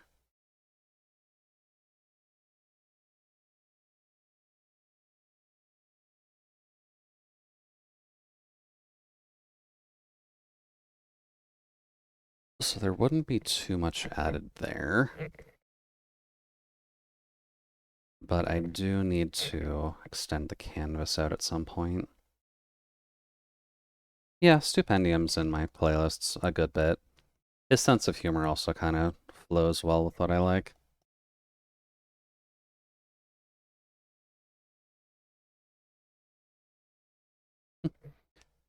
He had a patch on the subject of the tweet and was got a piece of metal removed from eye. Can't look at the screen too long. Here, Squid Boy.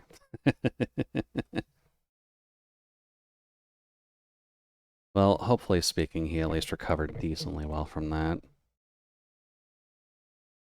Oh, Stoop goes by they, them? Okay, yeah, I definitely don't know that.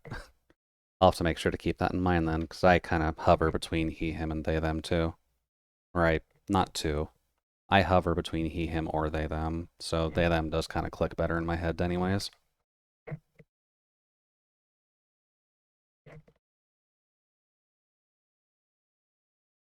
Let's see here. Gender fluid, they, them. Gender fluid does kind of seem like the more comfortable place to sit, to be honest with you.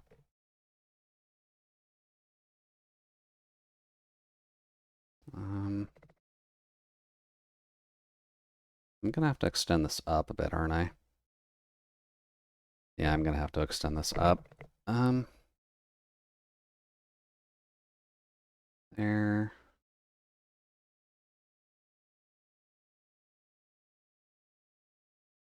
There. There. That should clean us up a little bit, just to keep us in the right sizing.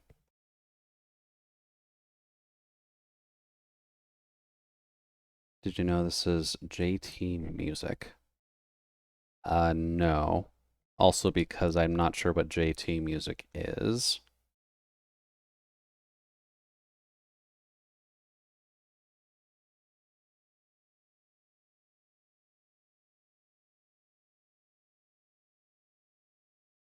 Oh, they're another nerdcore rapper. Okay. I know, at least from the videos that I've watched, like there's Stupendium, there's Dan Bull, JT Music would be another one to add into this. And there are at least a handful of people who kind of just stick to nerdcore and nerdcore level rapping. Yeah, that's good. And that at least covers that wall. Now, did I have a window on the second floor there? I didn't, but I should. There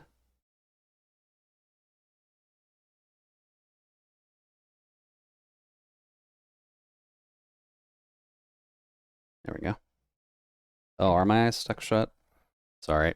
I don't have my normal visual up, so there we go. Should probably keep that a little bit more available. That's just kind of the fun when you're screwing around with your emotional state anyways, right? Dude. Nope. There we go. So we can at least put a window here.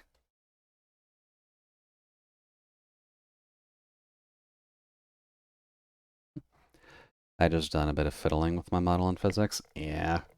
I haven't done one for my side in a while, but I should at least do the modifications that I need for the PS2 mode, which I used to have on, but I haven't really gone back into Unity and fixed the shaders with this new model, just so that way we can get the PS2 noise sound off. Since I know that people, well, I've got heavy nostalgia for the PS2 noise, but it is just kind of nice for people to click on and off occasionally. Getting a lot of text tonight. And added microphone mouth movements. So like the ARKit mouth movement stuff, or just the general, it should follow your mouth a little bit better.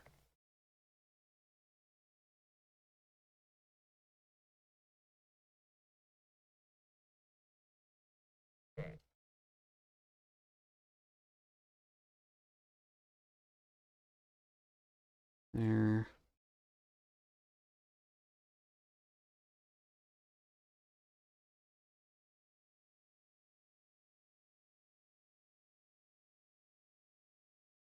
Get that there.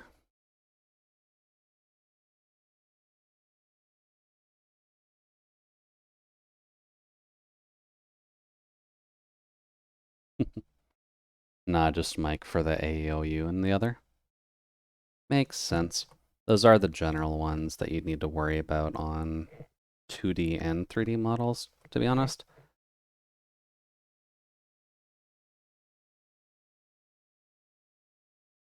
And another good nerdcore, but it's totally different, is Miracle of Sound. Miracle of Sound. It's familiar, but I feel like I've listened to them before too, but it has been a bit.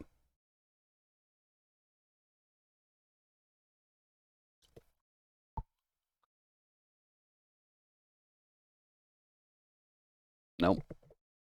Okay, still can't crack my neck to the left yet.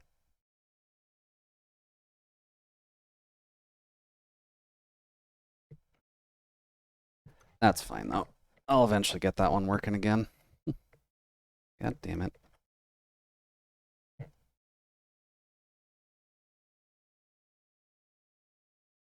There. Oh, wrong brush. Yeah, I don't always exclusively listen to nerdcore, but YouTube kind of thinks that I do right now, at least in terms of the auto playlist, which I suppose isn't a bad thing, because I do like listening to it, but I do listen to a lot more than that. That second floor. There's a window here in between the door and the chimney because of the study. But other than that, it just kind of extends out. Okay. So we extend past the chimney. The house extends out to about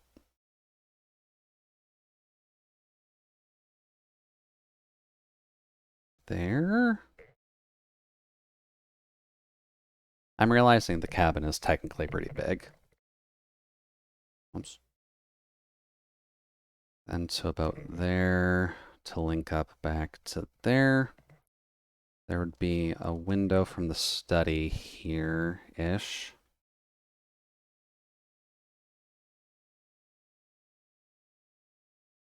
Let's see. One that I like to listen to for their songs is Aviators. They do songs inspired by games such as the FromSoft stuff, and they're pretty fantastic. And I guess with Aviators, they are at least flying pretty high, so I guess it makes sense if they're doing comedy songs based on Bloodborne and such. I do like the series, but I'm realizing I've barely played any of them and primarily watched them, so one of these days I might have to go back and play pretty much everything other than Dark Souls 1.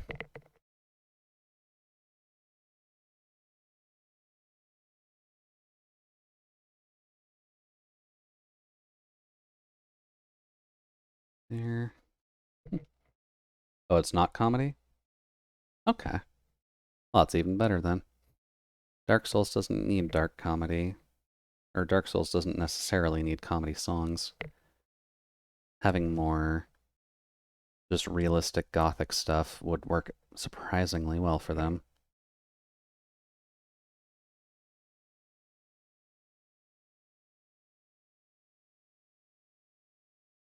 Then this would technically go in.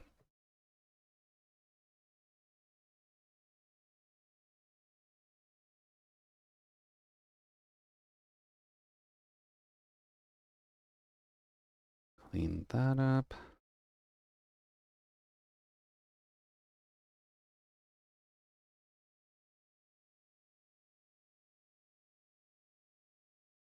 Then there should be glass in here. And then this side probably opens up.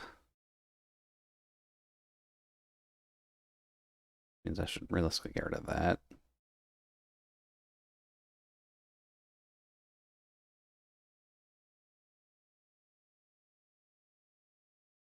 Here.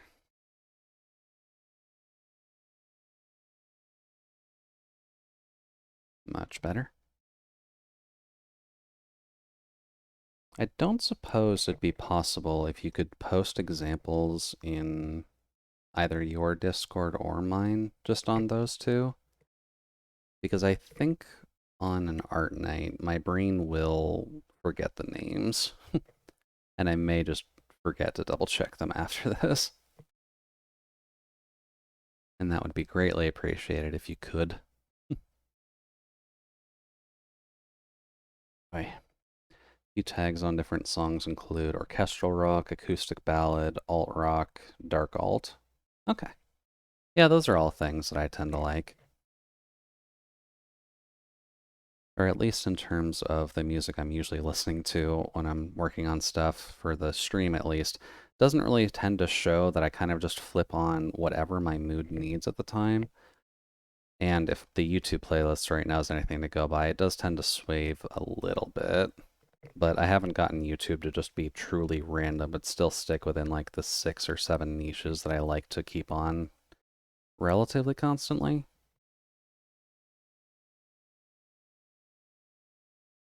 Let's see here.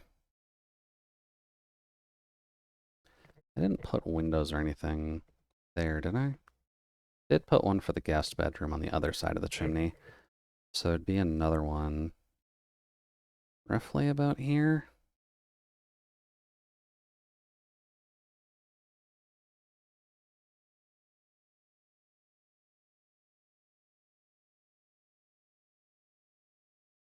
And I guess I kind of have stapled what my window designs are in here, so I should probably stick to that.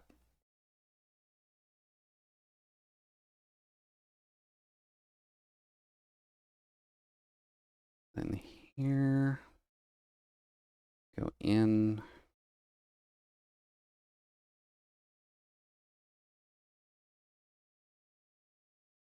Okay. And then move you up a bit just to make sure you still sit even with the other window. Also, this is very much just a rough sketch, so don't worry if I'm not keeping things super even.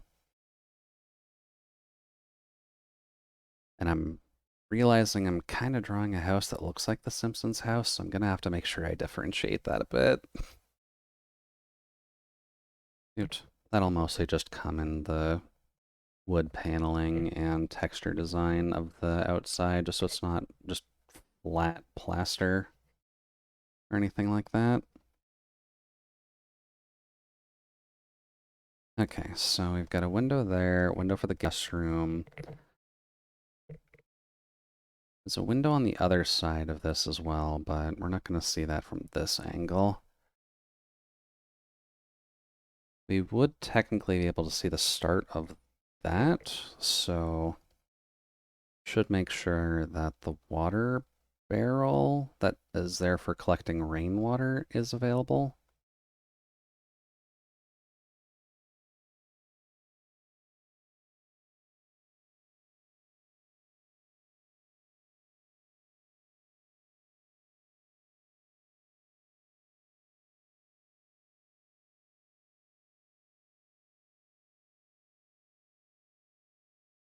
There.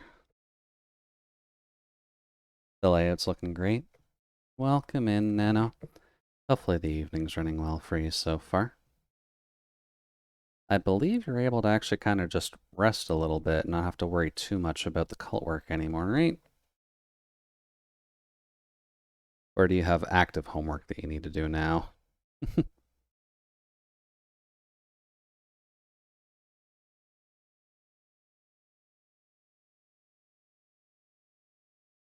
There. What would I do for the edge of there? So the goal was to have the roof do something like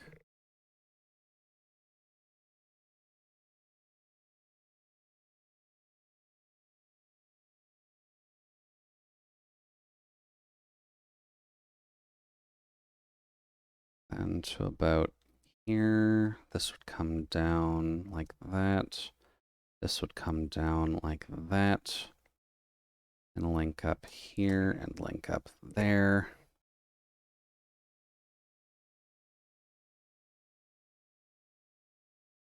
Then this section would need to be cut out to accommodate the chimney.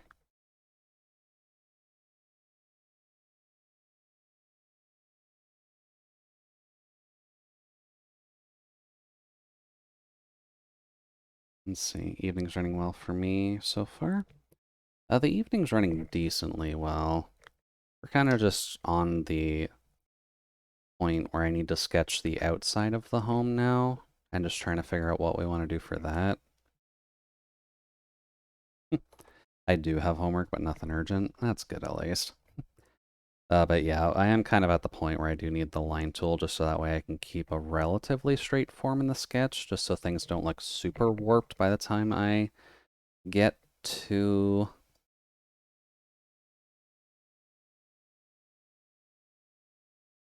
just refining this and making sure it works decently well.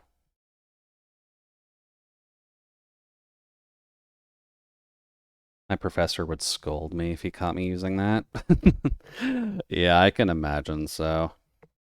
Some of the professors do get a little bit nasty when you're using kind of simple tools to make your work a little bit easier, because they'd probably want you to do something painstakingly like drawing a super straight line without any complications. Like I can do that with my shaky ass hands.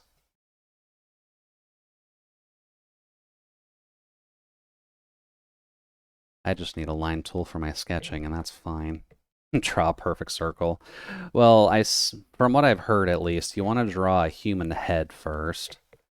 And I don't think I can even get anywhere close to a perfect circle on the drawing tablet.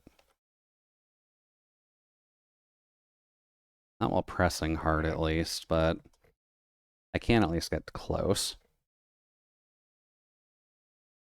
Let's see here. So our chimney will be about here. That's connected to the living room. So I guess that will need to be bricked up now. This section, I kind of want to just keep non-even, but I feel like that would be better for doing that. There we go. It's just a way to sketch out a face quickly, especially beneficial when you're an animator. Oh, I can imagine so.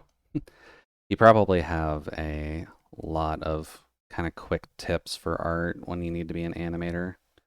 Or at least you're probably still learning them, but either way, is a helpful thing to have in your back pocket. Oh. Thankfully, I'm not doing this professionally. I'm just doing this for fun. So I don't even have to worry that much. Can't use the circle tool, too. That's just sacrilege. I mean, why would anyone ever want to use the circle tool? It doesn't even draw a perfect circle for you. Like, look at that. That's not perfect. That's a weird oblong shape that would be more akin to a melon. Dude. Let's see here. I think that is roughly what I wanted for this. So now that we've got that, we would need drains to actually accomplish the main goal of having the roof. So this comes out a bit. Actually,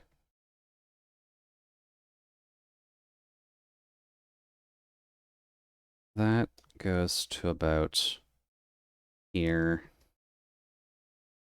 which goes to about here.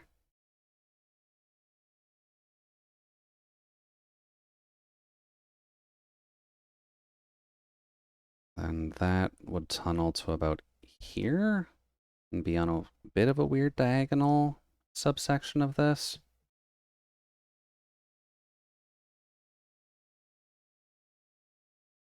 And then goes to here-ish.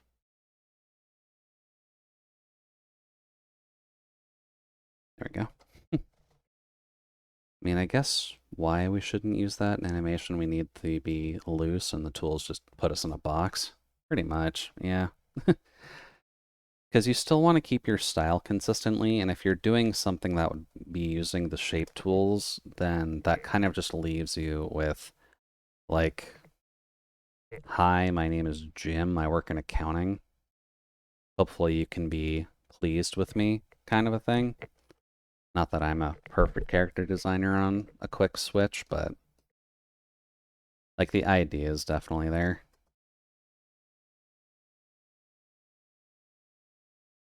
Dude.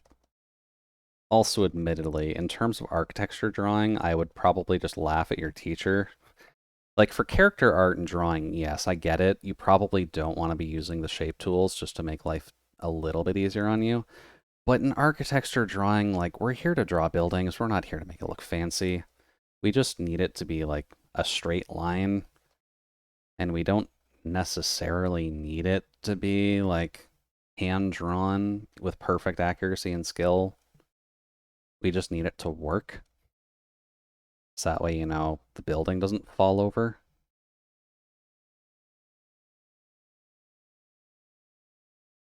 Dude. But that is also kind of just going up to the circus clown and saying, wow, you suck at doing your taxes. So it's not exactly something that comes into play, in this case at least.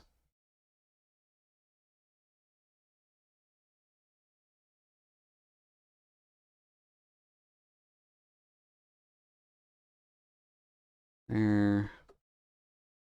And then this entire window apparently is just getting nuked. Because I drew the overhang to just go over the entire damn thing. There.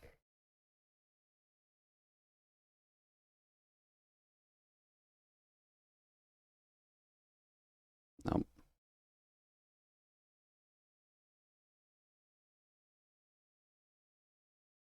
Let's see here. The trough on that side is surprisingly large.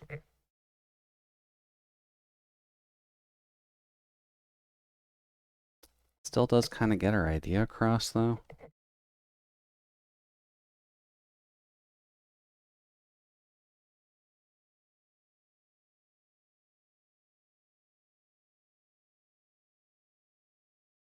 Nope. Initial filtration pipe into there.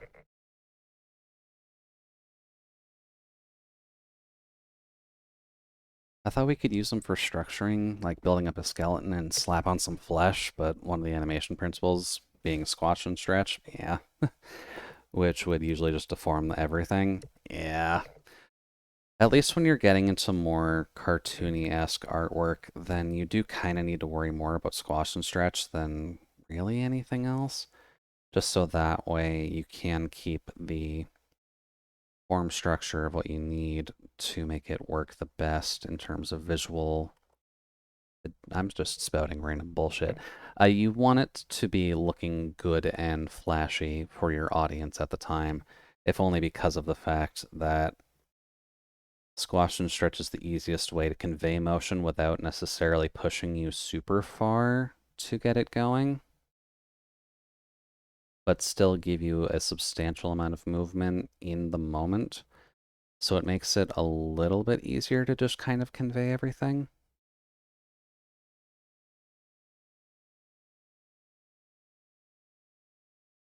So basic filter pipe here.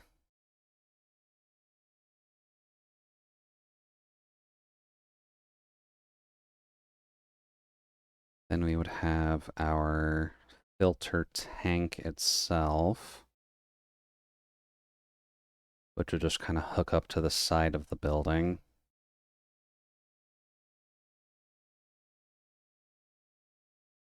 And would realistically require a ladder to get to over here, but that's honestly fine.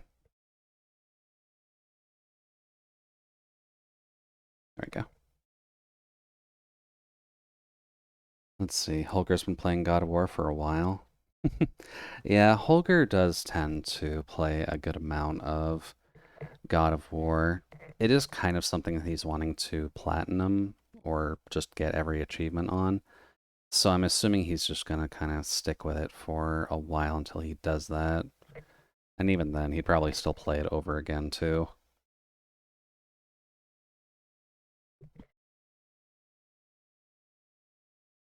There we go.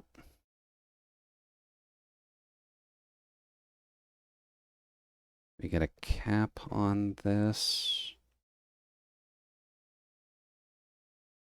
And then we've got the pipe that would come out and lead to our drinking water tub, which would be this thing. Probably be a little closer to here, though. Just to go up along the edge of the house. And then you'd have a wastewater pipe, which apparently is chunkier than our input pipe, which is a little bit funky, but okay.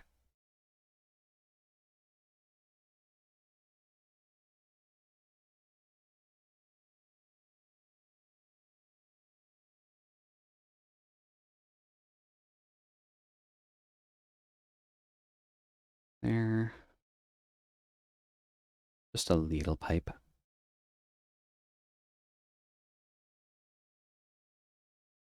Holger definitely going to be there when they announce the new game. Oh, for sure.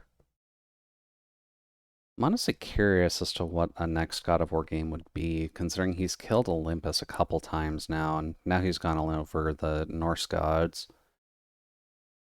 Or at least a substantial amount of them, considering he would have gone after Odin, Loki, Thor, the various female gods of Norse mythology, and a few altogether. So is this the Beatles?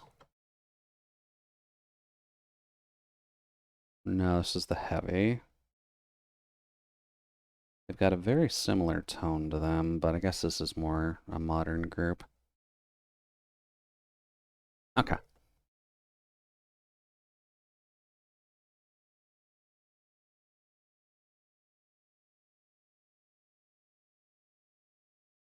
Yep. Get our waste pipe in. And then this just goes to the ground, so nothing fancy with this one. It's just a pipe that goes down.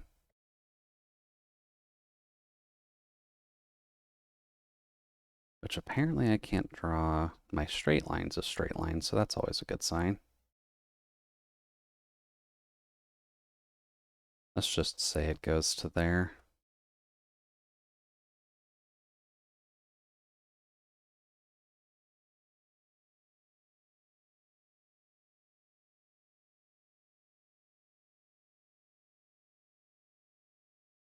Okay. That at least answers that point.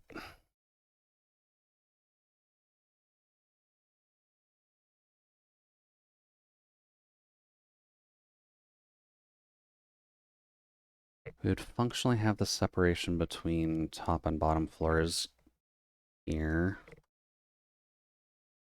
So why don't we make sure there's a good separating marker that would just kind of wrap around everything? Borderlands, yeah. Is this Borderlands 3? This is too. Okay, thank you. I was gonna say, like, it's familiar, but I don't remember which one. But this is what they used for the intro movie for 2 in the trailer, right? Considering they had to go over the Gunzerker Ninja, the Phoenix, and... God, I haven't played Borderlands 2 in a while.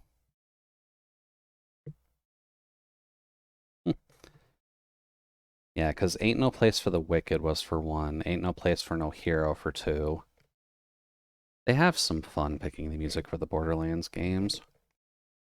Also, I probably just wanted with text. Just give me 1 second. Oh, actually, we've been going for 2 hours. I should probably take a break. And also should probably save my work. I haven't done that yet. Cabin full. There we go. Berserker, Commando, Siren, and Assassin. Yeah, I usually kind of stuck to the Assassin if I'm going to be completely honest with you. If only because of the fact that... Oh, I did follow here with the other account. Weird. I usually played the Assassin just because he got the perks with the sniper rifles for the most part, so I usually just stuck with that. But I will take a quick break here, just so that way I can stretch out my back and refill my drink. And I'll be back in a bit. So make sure to stretch and take care of yourselves, please and thanks.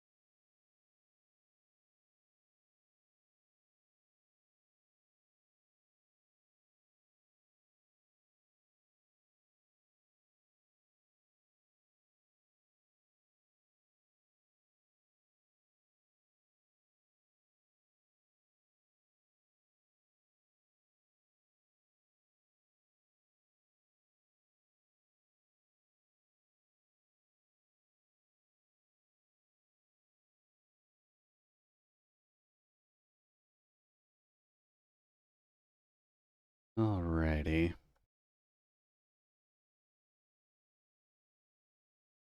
This is one of the new ones. One of the new ones, and he's still filming it in shorts formats, too.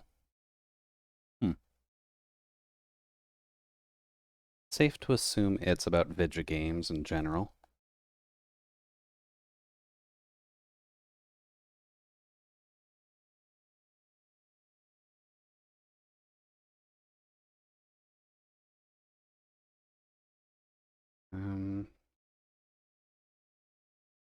Guess just do this part from here, and then we'll just kind of connect that as we need it slowly. But it is interesting seeing the fact that he does all of his filming in shorts formats, but those animated videos are just quite a cut above his usual stuff in terms of visual production. The songs are posted, by the way. Alright, sounds good, Kay. Thank you very much. I mostly just need to make sure I get the reminder, since I'll probably forget about them by the time stream's done, to be honest.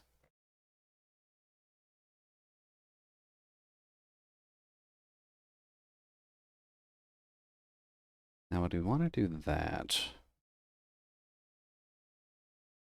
And have nice rounded logs for it?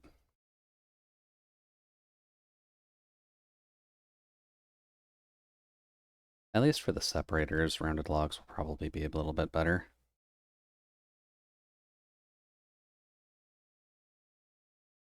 And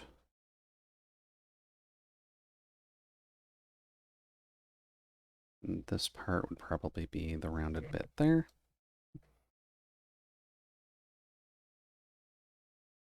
One is Dark Souls inspired, then the others is Hades.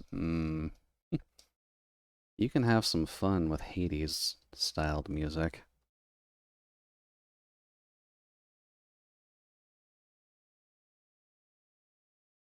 I'm pretty sure I do at least have Hades at this rate, but I have not put the time in to try and learn how to play it efficiently. Also, hey there, Mystery Skulls. I was wondering when this was going to pop up, to be honest.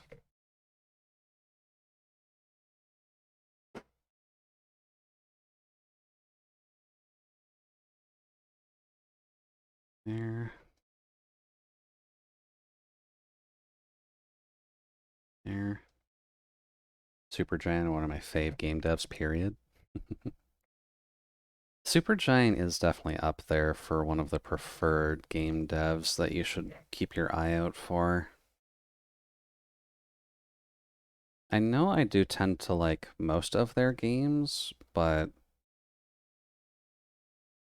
let's just do this. I'm worried about the future. Can't... No. Baby. I need to learn the song better.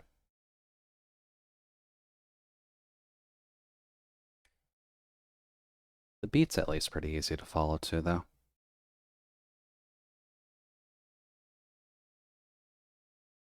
Have you played Pyre? Or Pyre? No spoilers, just considering I haven't finished or anything, but need to ask. I haven't actively played it myself, but I have watched a buddy play through it a bit. Not enough that I'd really know the plot either, but I know the rough gameplay and how it's supposed to work.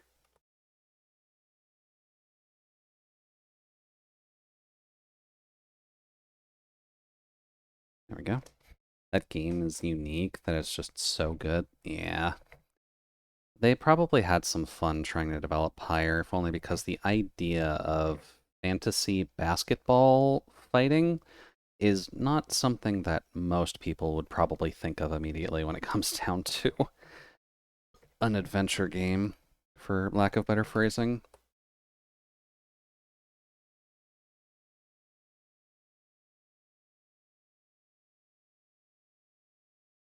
There.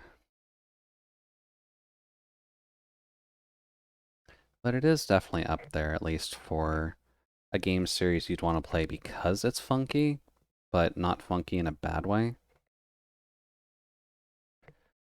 I think I've only gotten one game so far because I don't play a lot of like intentionally bad games or accidentally bad games, but there is a game named Jude, which I can't recommend to anybody because that game isn't optimized well at all. And for a platformer, at least, it's unnecessarily janky.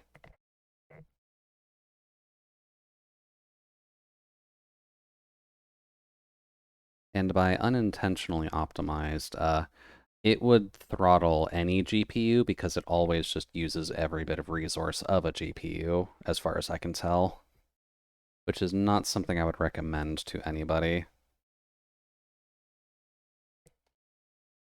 Angles are also off on this. Yeah, it's definitely a little bit funky, but it does kind of feel a little bit more like a potential student project, so I didn't really want to shit on it too much. But since I at least got it, I wanted to try it out, but nope. It throttles my system too hard, and it should have less resource usage than the Shantae games.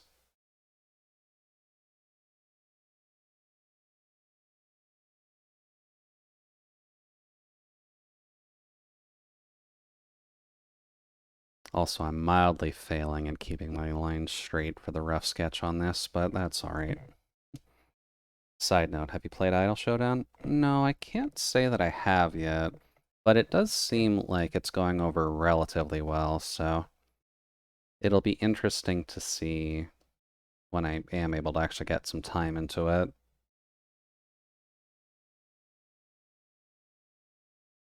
It's overwhelmingly positive. I can imagine.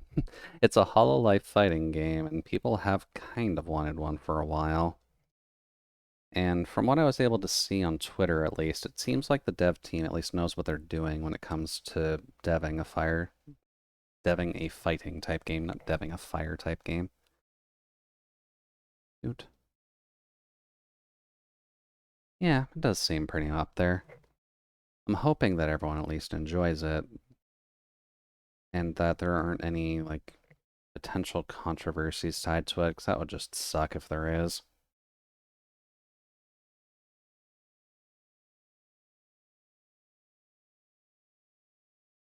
Oh boy. Nope.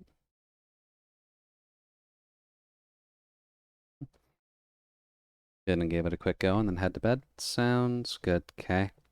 Let me know who you end up maining in that, by the way.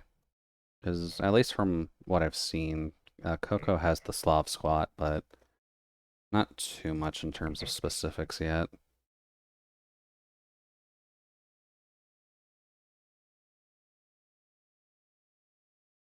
Here. Hello, Caravan Palace.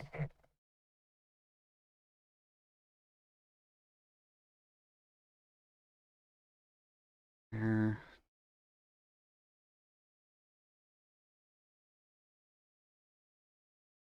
Then we'll just have to clean up that pipe, which is probably fair. So I'll leave you for now. Have a lovely night. Enjoy your arts. I have high hopes for the game. I'm sure that you'll be satisfied with it, Kay. But enjoy your game and session, and have a good rest when you get to it.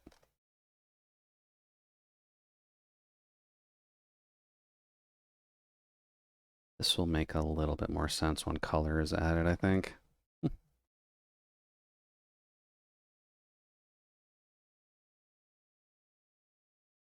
I'm looking for... Here.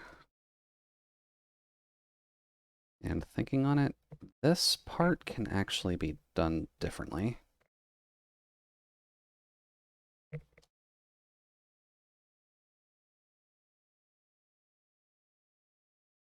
These can still be rounded. That part's not an issue. But...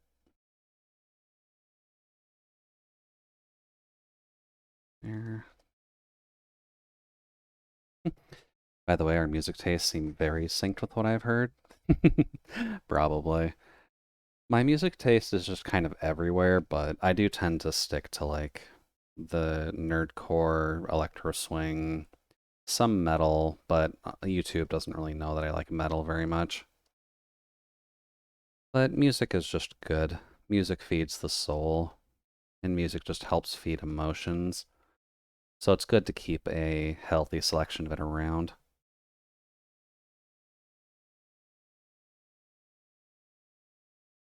There. Can have a log on the outside here that all of these would connect up to.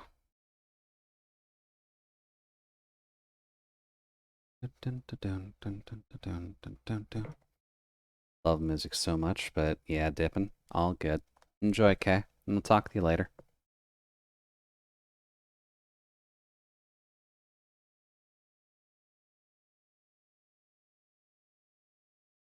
There.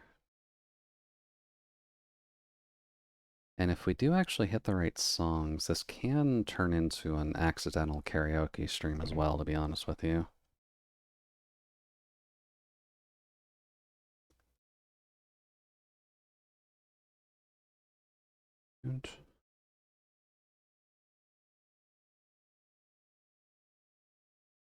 There. There will technically be a log that comes out around the siding of this.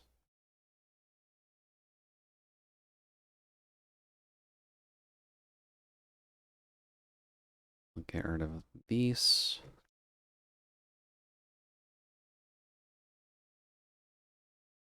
And then we just gotta follow similar logics to the logs here.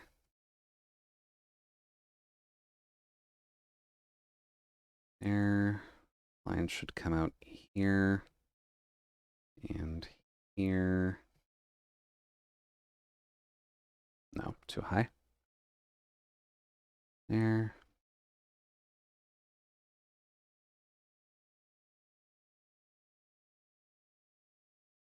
And then these are also just going to connect back with the chimney.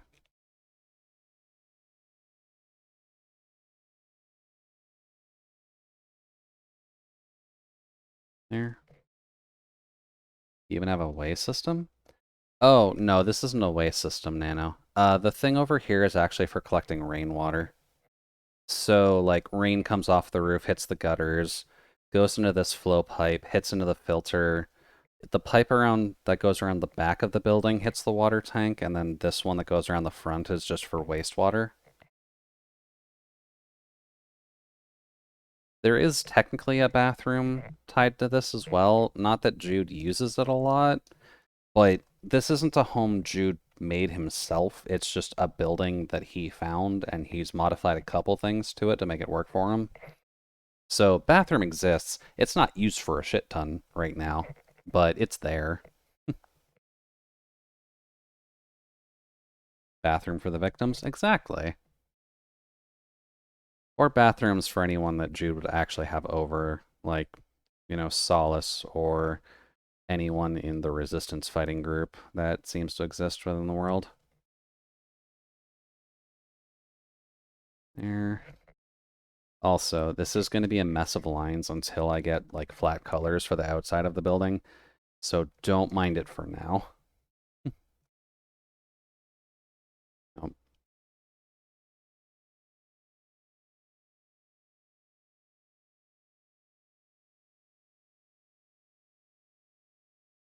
There. I think there would be the next one.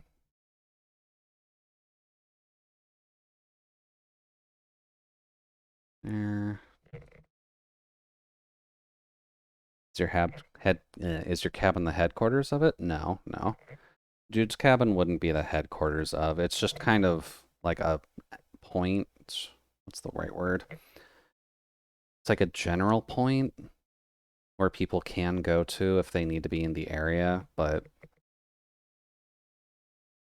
it's not a main point since it's just kind of out in the middle of nowhere anyways.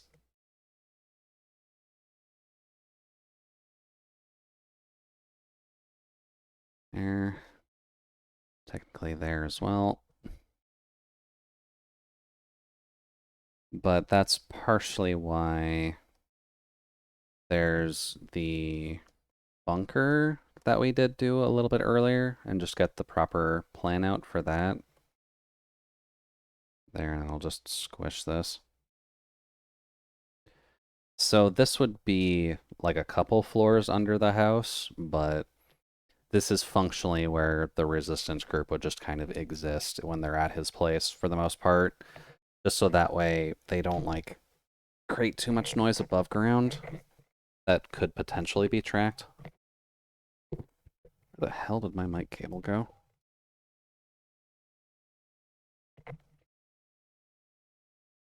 Dude.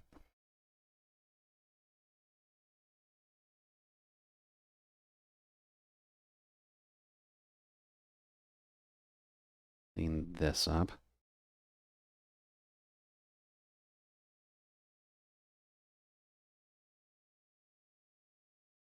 And nope. There. I believe you have a futuristic and magical world. Yeah. The rough way that the world works for Jude and my original character collective so far is that magic and technology does exist in this world and tends to act more as a choice rather than a dominance point. So people who still use magic can just use it to do their thing, but technology has not usurped it enough to erase it from history, but has usurped it enough to just make it easier for a general populace to use it. But magic's not dead by any means, so there are like druids and various other forms of magical folk that just kind of have some fun getting their stuff done.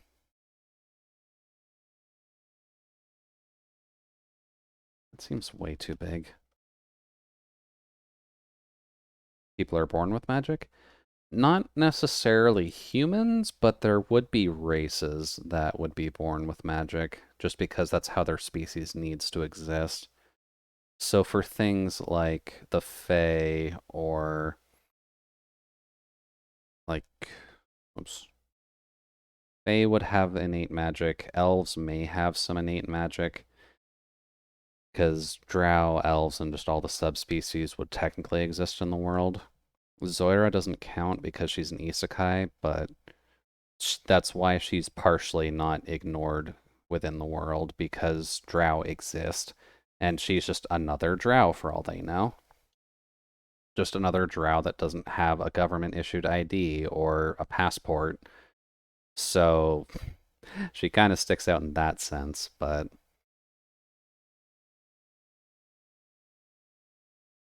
there we go.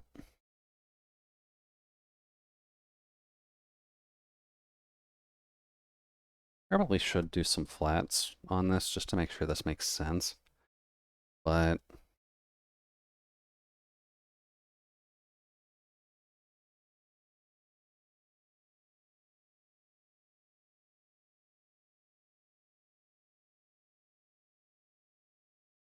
here,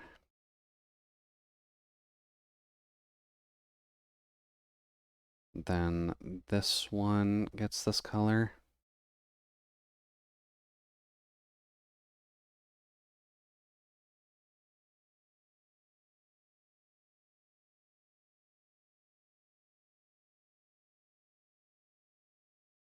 Do, do, do. Oh, actually, this one is the main pipe.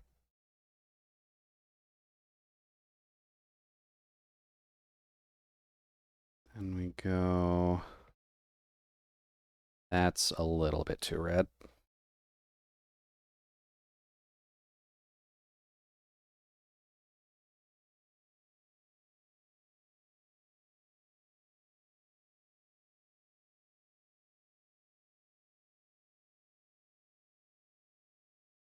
There.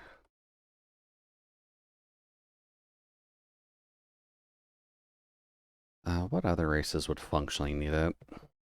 I think races that would need it to exist, like slimes, would also be born innately with magic, but not necessarily the ability to like export the magic, if that makes sense.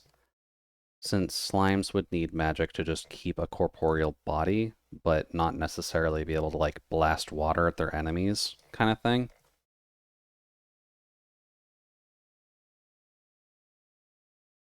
There, there, there.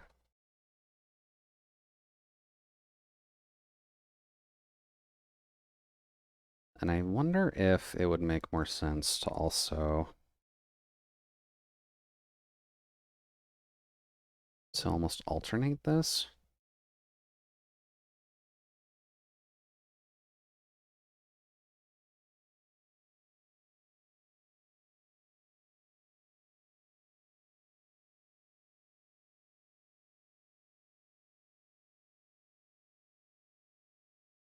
There.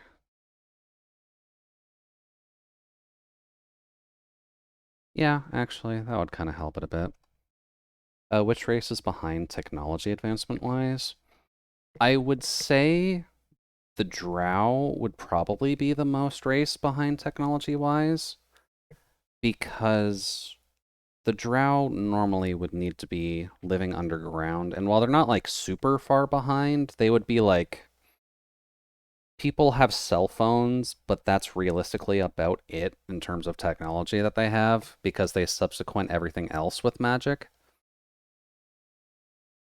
And cell phones are just kind of required in a semi-modern age.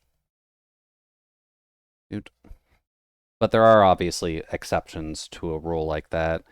So the main society of the Drow would be the ones living underground, kind of praising the Spider Queen and that kind of stuff. But there would be exceptions like Zoira, obviously, who just live above ground because living underground doesn't make the most sense right now. And then just other Drow who may have gotten exiled from the community and then had to live on the surface and then just slowly gave up their ways with the Spider Queen and the praise there. Yeah, that's fine. Most of the worlds I've seen put humanity, whether most behind or most advanced. I don't have humans necessarily in the most advanced category because I'm a little biased, and I would honestly say the dwarves are the most advanced when it comes to technology, at least conceptually speaking. There would be exceptions like the physical light projectors, which would probably be something done by like human scientists, but the dwarves would be developing pretty much everything else. Because as a race of people that would usually be lesser on the magic scale in the first place, it would make more sense that they would subsequent everything with forms and machines to make stuff work better for them.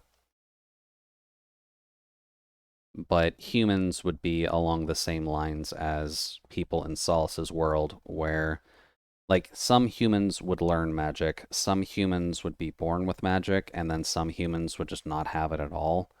It kind of just depends on blood ties and what kind of heritage exists within your family, which is just a personal bias because it works better that way in my head.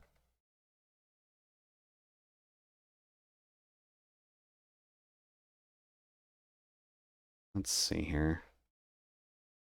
These would be logs that kind of connect up to the chim. But then in terms of the least tech-based, the Drow would be there, and then I would have to say the... what's the word? The Drow, the Fae, and if you want to count Dryads as separate from Fae, then technically those three would all be the worst tech-wise. Because the Fae, I would want to believe, still have their allergy to metal. So being around a lot of tech would be uncomfortable for Fae.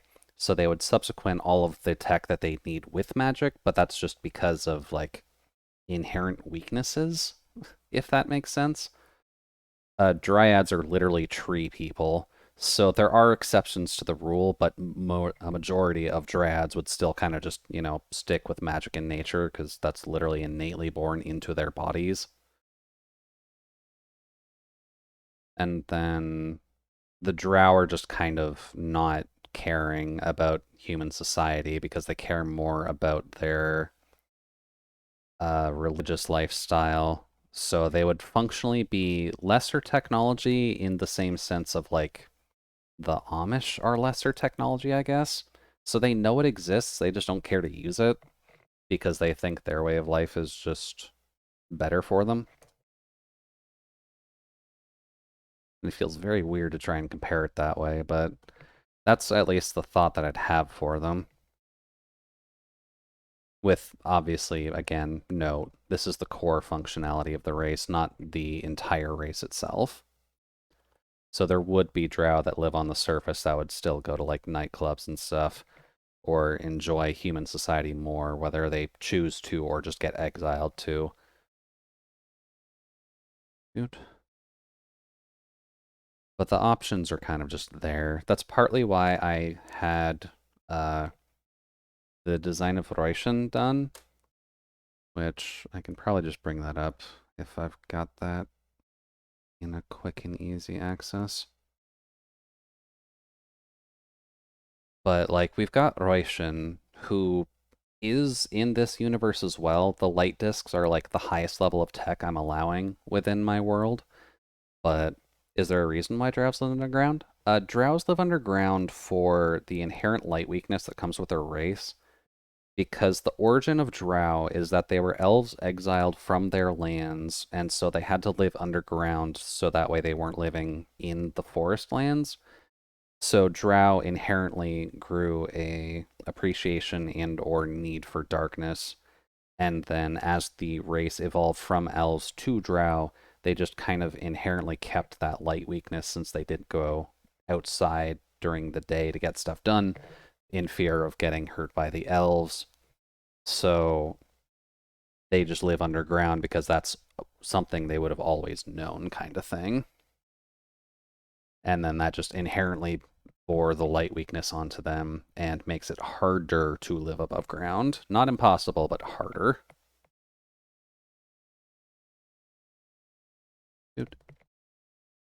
It's kind of the same as to why I think Draugr is the proper term, but the dwarves that strictly live underground as well and tend to have more dark aligned magics to them. They just have lived in a society that doesn't necessarily. Oh boy. This is a sketch, so this is fine. Let's see. Who's the resistance most compiled of? Or which race? Like, which race is the most resistant to things? I'd have to say, like, one of the dragon-born races would honestly have the most resistance to things, but that would need to be something that's kind of done on a case-by-case basis, since not all dragons would have the same resistances. Otherwise, that would be a little bit too strong. Oh, what's the resistance compiled of? Uh, the resistance itself isn't really, like, specific on race this time, because it's more so general people who have found out about a corporation that's doing something awful. So it doesn't really matter what race you are in that case, because the problem that they're facing is more that they're fucking with space. So, although it would be the more like above ground, more focused on tech groups, so you would probably see humans, dwarves.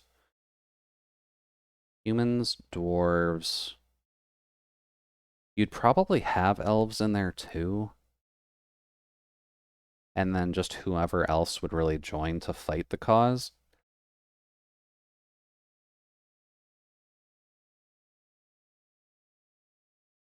Nope.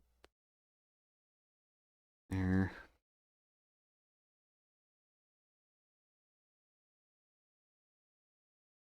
We're going to have to link this up a bit better with the rest of the lining, but this works for the moment.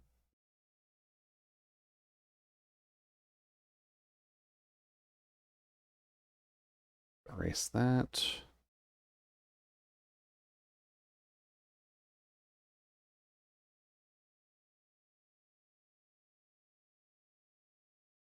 But what else is there about the organization we could talk about? I think in terms of the company they're fighting, it's mostly human.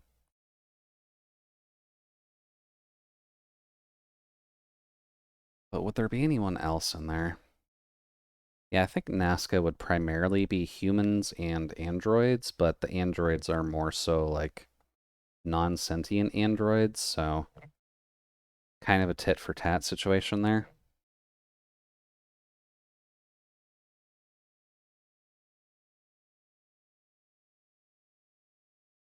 And I would only say primarily humans because with the need for space travel, I don't think dwarves would care about that as much. And humans being the next tier down in terms of tech development would try and shoot it up a bit. Founded by a specific race, there'll be more propagandas aimed at its people, kind of brainwash them to think an organization's doing a good thing. Yeah, pretty much. So that's partially why I would have humans kind of heading the NASC organization, just so that way they'd be able to like reach out to people more so than any race that would care more about magics.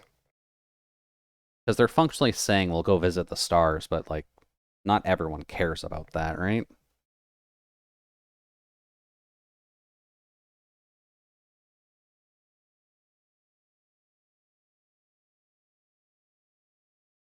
Now that would technically go there.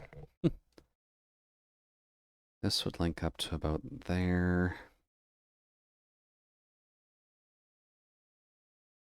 Also, I probably, when rendering this, will probably do the logged outside first, because this is mildly painful to do now that I've put in the deck and such. It does not look that good. But that's fine.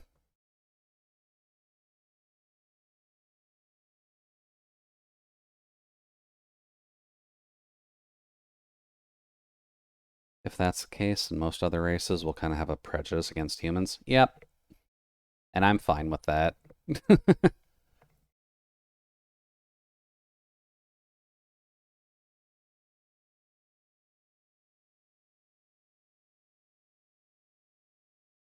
You'll notice as well why most of the characters that I like to create are not human. Because when it comes down to it, I don't like humans in terms of like fantasy concepts that much. Because there's a lot of fantasy that's written where humans are the top dogs for literally no reason other than their quote unquote ingenuity, which being giving humans the ability to think is cool and all, but like that doesn't mean that every other race just cannot think at all. That in and of itself just seems a little bit like a missed opportunity, for lack of better phrasing. As we've discussed, this will probably be a column log.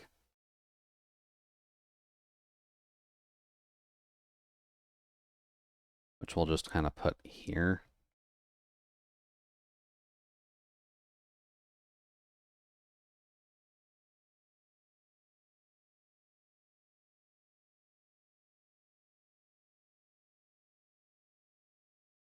There we go. What time is it? About 11 o'clock? A human villain in your world would fit? Oh, yeah, it would. I would probably be looking at a human villain that would be looking at every other... Is xenophobia the right word actually in this case, or is it racism?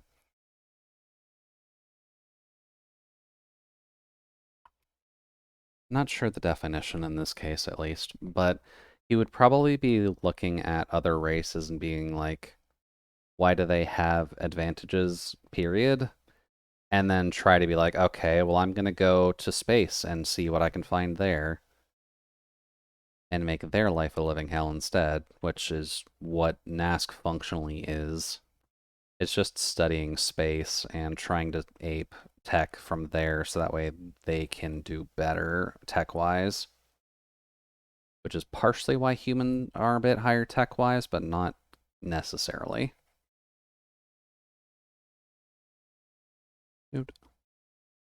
Time to think of slurs that other races can use on humans. I mean, there's technically a lot. Because humans are not very tall, so most elven or just giant races in general would be able to call them the, like, short patrol, or just something along those lines.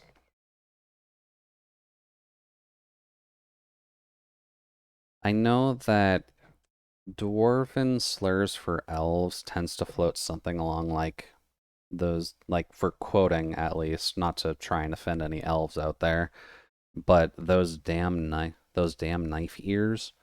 So they would probably think of something like those damned round ears or something along those lines. Also, welcome in Omega.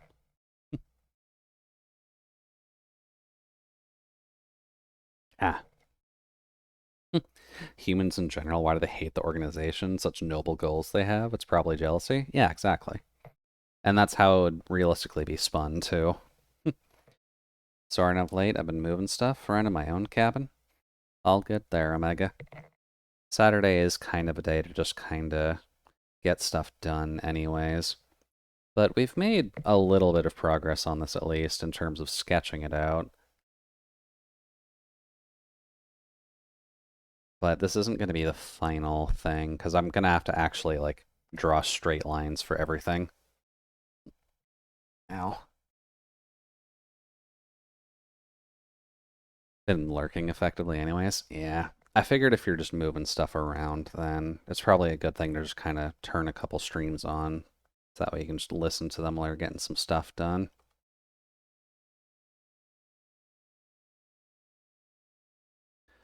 Let's see here. In terms of outside, would this be what we'd want? There would also need to be the solar panel array, which would be up here.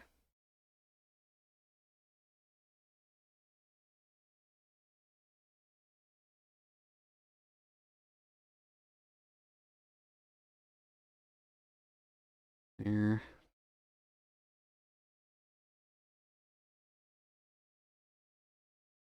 There. Moved this computer to the other side of the room. Now got 3 monitors, but I'm just worried it'll hurt my frame rates.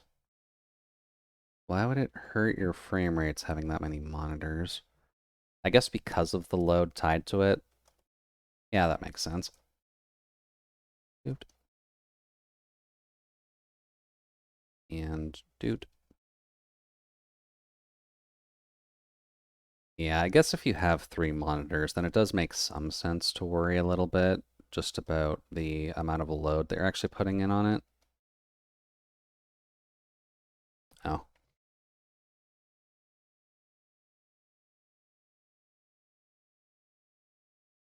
Gotta remember with using a YouTube playlist that I got to actually pay attention to the... Ow. Pausing. Felt pretty screwed up at times, but without 3 Twitch streams up and my tablet off, it might be okay. Should be fine. You may want to work on your brightness then, Omega, if it's starting to hurt your eyes a little bit. Because I know that's a bit of a problem when it comes down to it.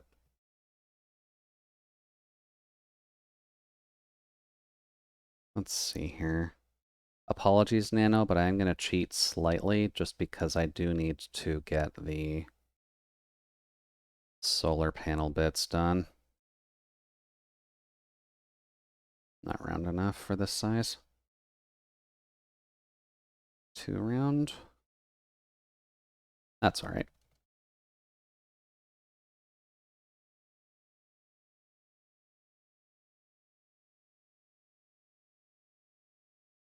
There.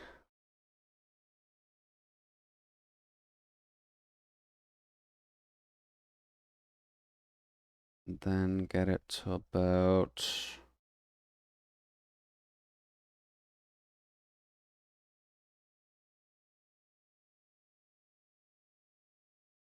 that. Roughly what you'd need.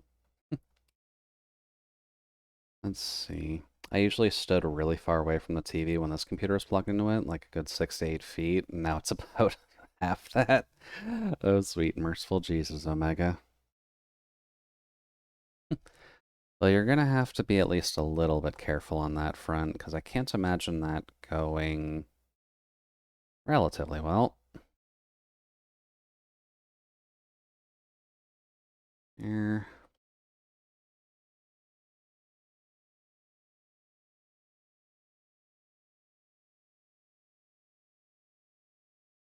There. And then as a reminder, this is still just sketching stuff, so not final in any way, shape, or form.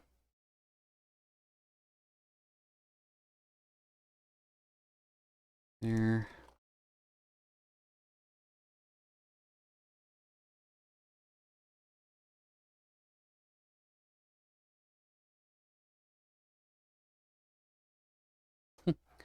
It's not the difference from when I'm working, but I usually don't stare at the screen when I work. Okay. I guess that is fair at least. So that way you don't have to worry too much about your eyes while you're working.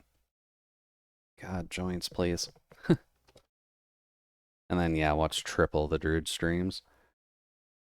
I mean, if you want to have my stream up 3 times in a row, then I'm not going to fault you, but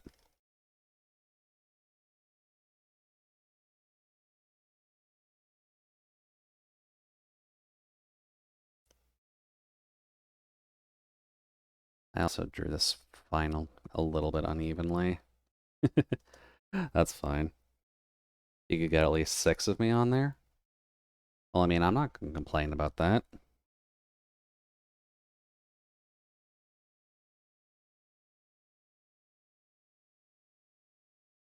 There. At least in terms of what the house is going to look like, that's at least pretty good. So now I should probably do a bit of a cleaner section of it.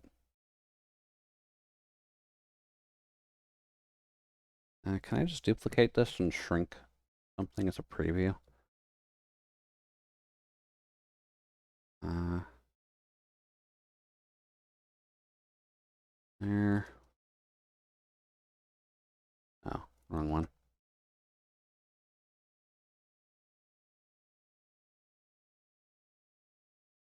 Yeah, that'll work. Practically speaking, I bet you could do about 10. That's not too bad.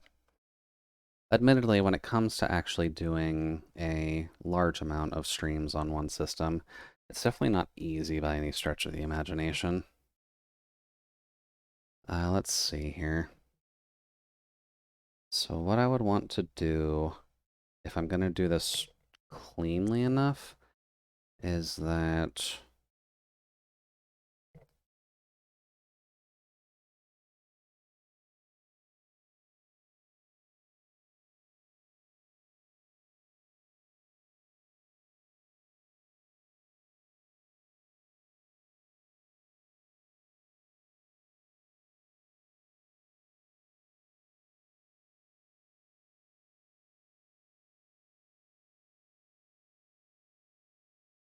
about there.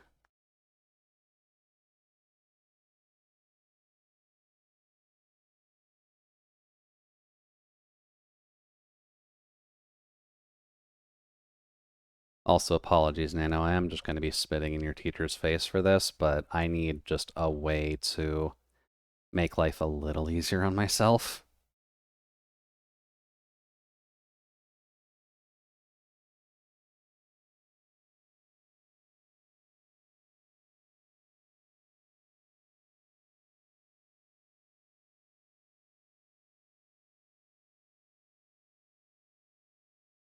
There.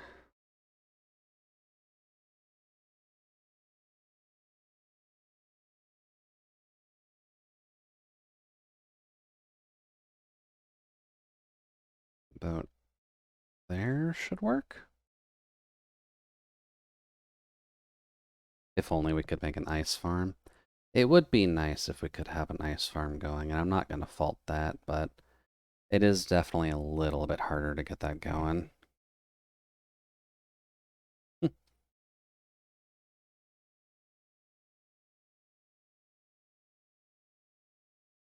There.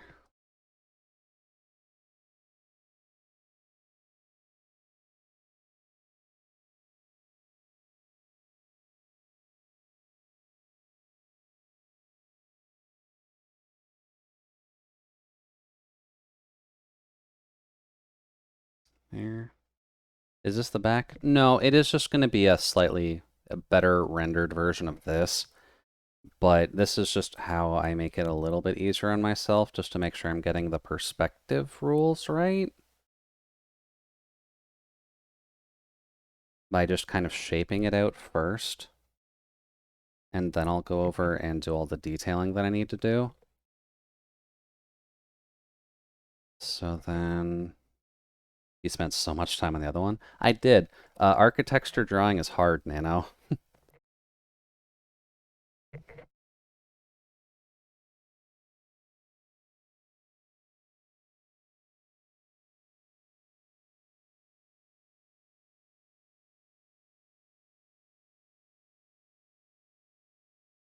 There.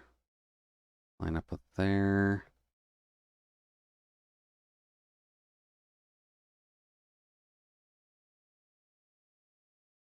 This also just lets me redo it in case I screwed something up. Who are you hiring to build the cabin once the blueprints are ready? I'm not sure who we'd be able to hire to do that, to be honest with you. I'm kind of just freeballing this. Jason also uses tools a lot. Line tools, mirror perspective, and warp. Yeah. It's just kind of helpful in terms of visual design, being able to build with shapes first, and then being able to just kind of go over it to make it work. Let's see here. Next would probably be chimney, which I'll do in this.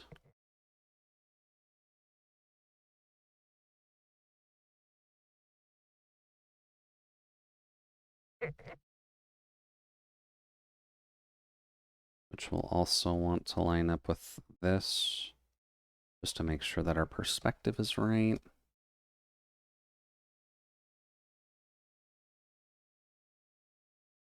Okay. Then we do that. We duplicate this, which there isn't a simple key button for a duplication, is there? No, okay.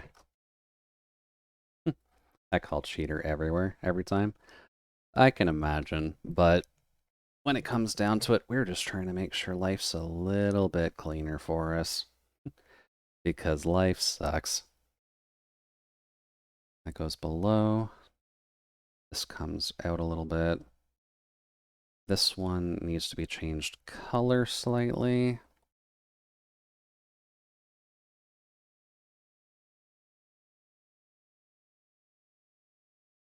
There.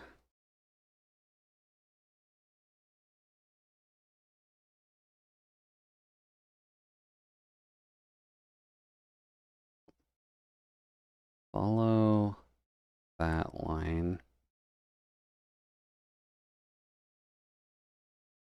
Here. Here.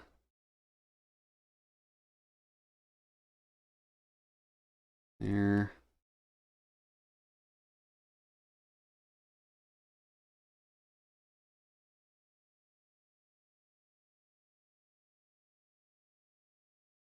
That works. And then this portion probably won't be as heavy, but we'll cut it off. I think here will work best.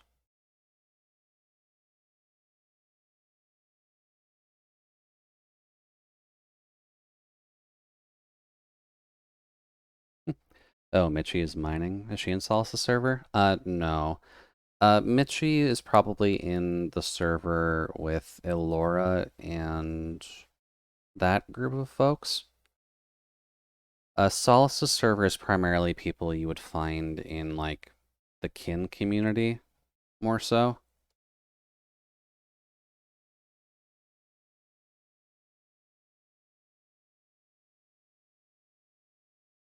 This is also going to be a really weird thing to take a picture of for art tax, I'm realizing.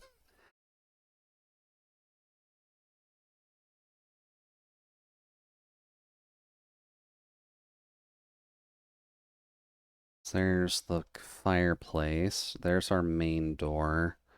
We'll have a slight wood storage there, but that will lead up to a deck that runs over top. Santa's not going to have any trouble climbing down this chimney. He might. It's honestly a bit of a thin chimney. So I can't imagine that going super well for him. Let's see here. I need a subset of this functionally, so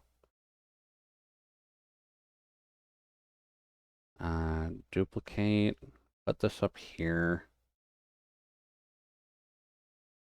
Change the color of this.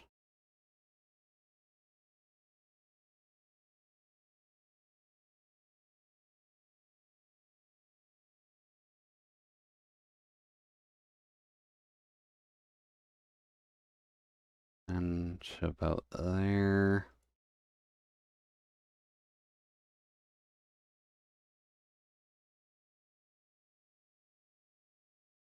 Hmm.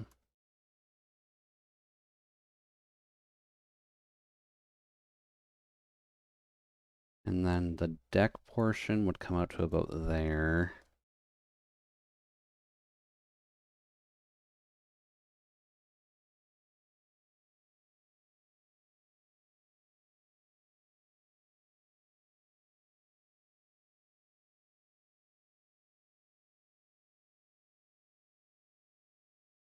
And then link back up there. I think.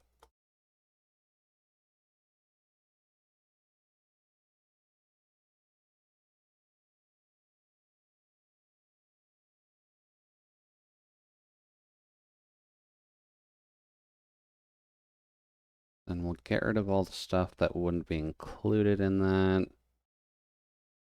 Would be about to there. And then cut off here.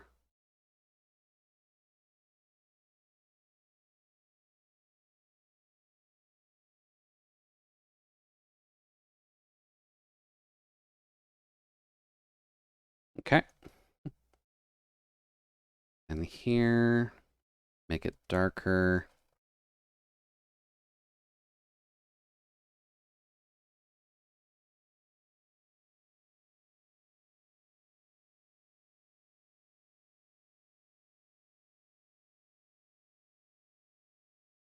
Here.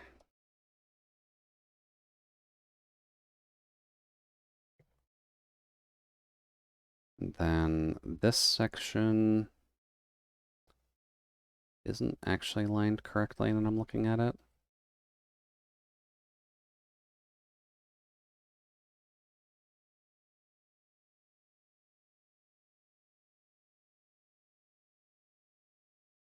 Hmm. That would at least cover that, but this would technically come out to here and then still follow this pathway. Is that why I made sense of that? And then it would follow along that base of the building to about here.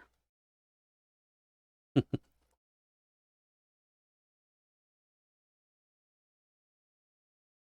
least I think so. Also, yeah, Caravan Palace is always a bop, so that is also in my playlist a good amount.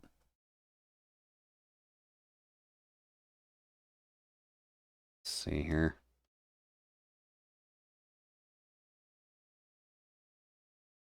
Let's fix this, because this is actually off. Get rid of that.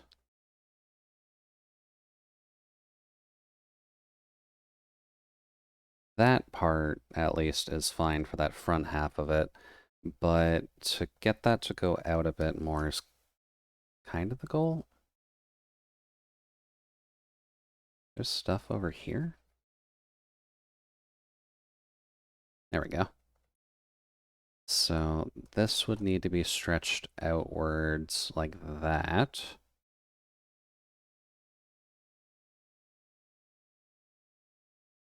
Since it's following this plane of existence.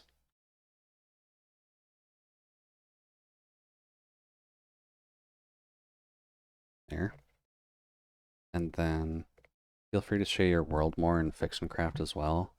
Yeah, I realistically should discuss the Jude universe a good bit there too. But I just haven't really given myself the time to really, like, nail out every little detail that I need for it.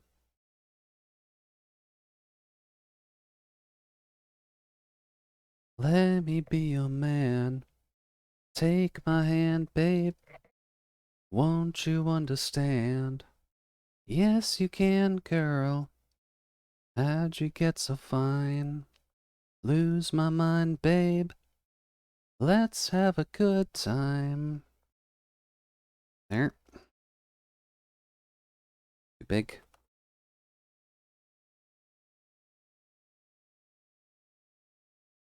About there? No. Should be smaller. So about that? Okay. Then this part would still be this blue.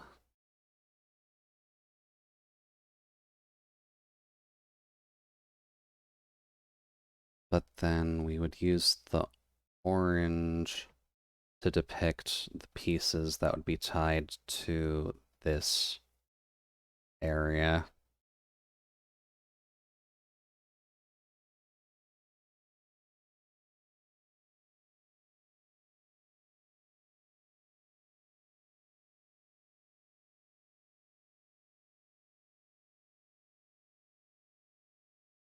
This part would also come out like that. So that would work. Okay. Then we would need our posts, which I believe we have one here, here, here, and then probably succinct it to one here, and then two there, instead of the other way around. Yeah, that'd be fine. So this would go here. And then we need an appropriate color for the pillars, which would functionally be here.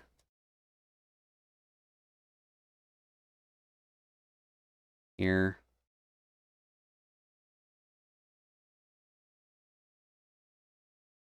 And there.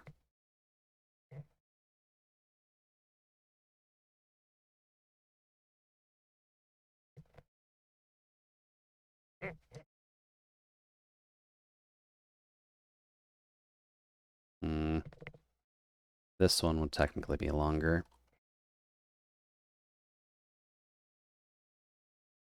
There we go.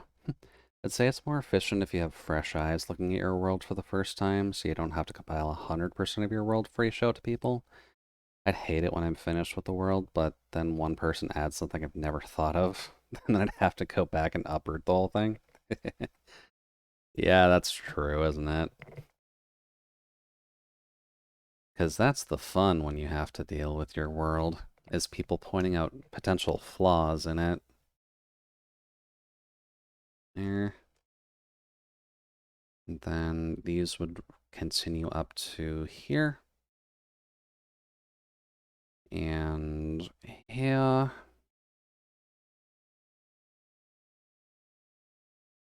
And then here.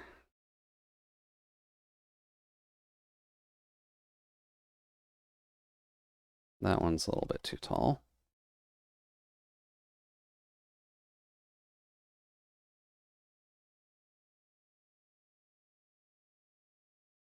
Why is that one just seemingly taller?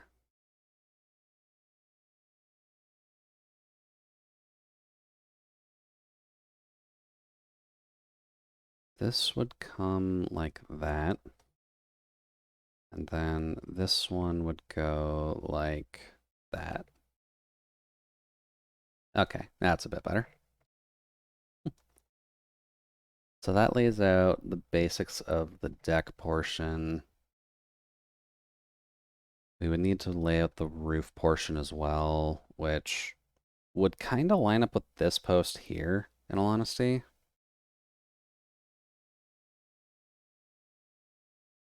So we would get...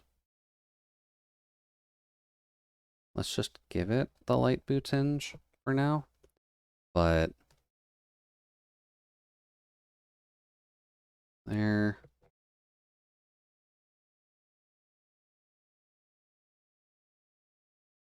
This would need to follow the house a bit.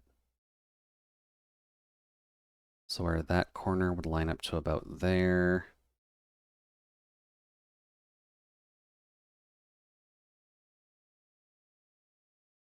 Oh. Line up to there.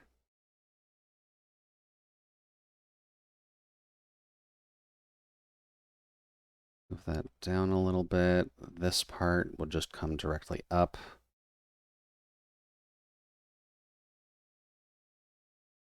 This part is technically on a diagonal, so realistically speaking, our ridge should be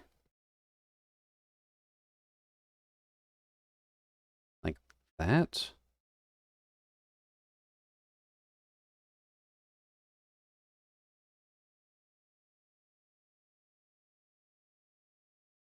And then do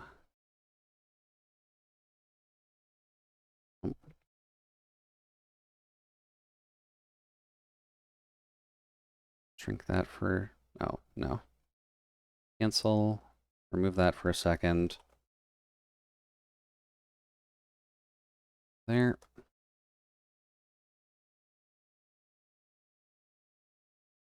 There.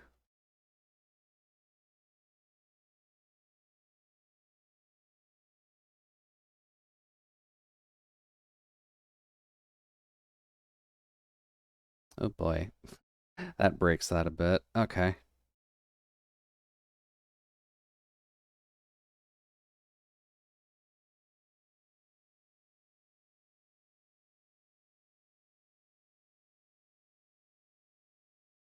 Do, do, do. That's not gonna work, is it? Um,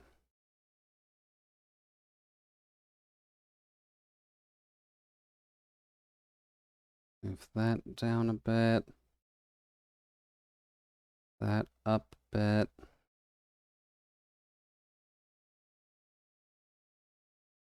And then what kind of settings do you like more? Big, where the ending involves the world's fate, or something more personal? Ow.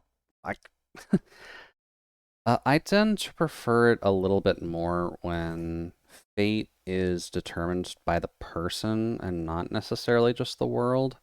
Just because I feel like the world itself would have a little bit more going for it compared to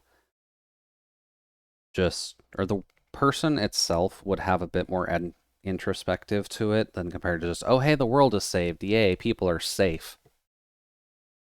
Honestly, when it's just the people are safe, the story gets boring a little bit too quickly. So I do prefer it when it's just, oh, hey, the hero learned how to get past his alcoholism. Congrats to them.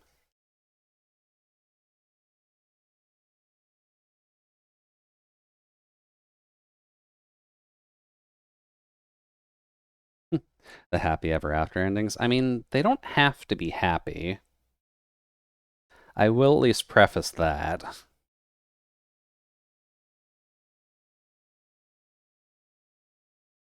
There. Our little sketch layer is not in the best spot now.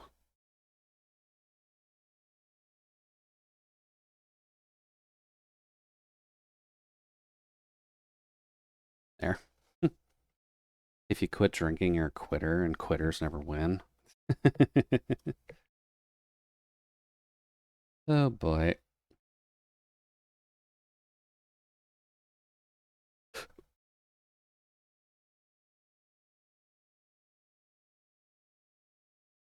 There.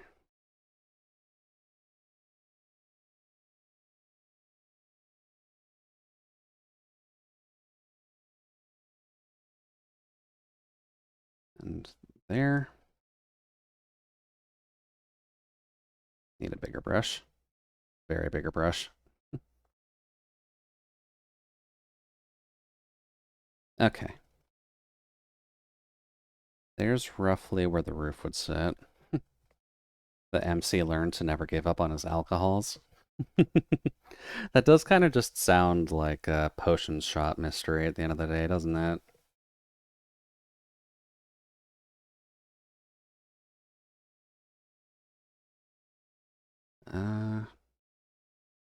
Merge these two, then cut out the section that would line up to about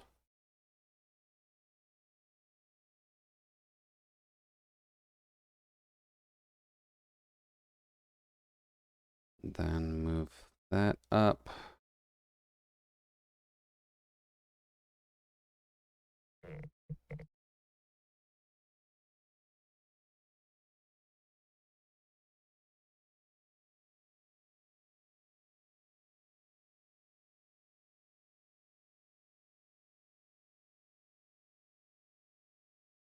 There, that accounts for the chimney.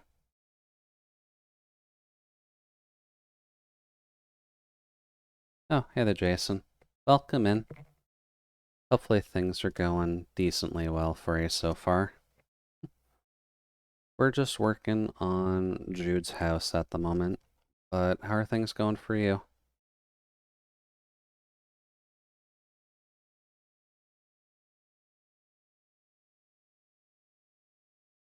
I mean, you guys don't have to beat him up. He is kind of the emote dad at the moment. Just getting some resting time in. Dead. Yeah, that sounds about right. Welcome to Saturday, where nothing goes as well as you would want it to. Well, you're able to rest up here at the very least, just because we're kind of just fucking around trying to design Dude's house anyways. So I'm not going to require you to be super attentive in order to actually get stuff understood. You want to do some Soku? Okay, never mind. You might need to pay a bit of attention. Yeah, last half hour of stream, that's fine. Let me just save that for now. But yeah, just to explain what you're seeing for the moment, at least, Jason. I've been trying to figure out the visual design as to the cabin Jude kind of exists in for a while now. So this is at least the rough draft of where I'm going with it right now. With chimney here, front door, there'll be a side door onto a deck, and then rain collection system and all that fun jazz. But since Omega has hit the Toho button, I guess we're going to stop with the art for now, and then we'll get back to the cabin design next week. And we can discard changes of everything else that we've been doing. I do kind of have to worry about tunage with this Soku. Let's see here, desktop, Hisoten Soku, Hisoten Soku. Some noises will pop up. Then I need to change categories. Hisoten Soku. Okay. And I'd prefer both ears for this. Good. That's in a good spot. Need my controller so I can actually try this. And did you add the new Eichmann Jude Holger made in the slideshow? Yeah, I did. Just the slideshow itself is a little bit long now with the art that's in there, so Holger's new Eichmann tends to be like right at the start of it, and then we're never really on the screen for long enough for it to actually pop back to it. But it is in there, just it is one of the first ones in the list right now. Holger's made so many of the Eichmann Jude that I lost count. I think he's up to like 3 or 4 now, to be honest with you. Also, apologies on that, Omega. Alright, let's see here. Network.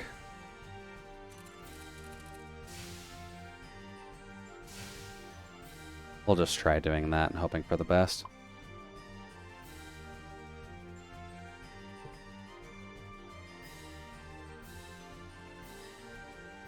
Unless you weren't actually planning on fighting me and you just want to see me play Omega, I'm not really sure. That might be something you need to specify, because I'm just going to assume at this point that you want to fight me at this rate.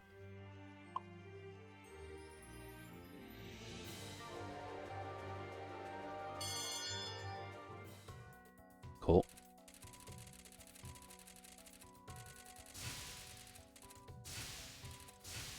Let me try some Komiichi against your Moko. Oh no, when it comes to ping, if you're hosting, it'll just show 0.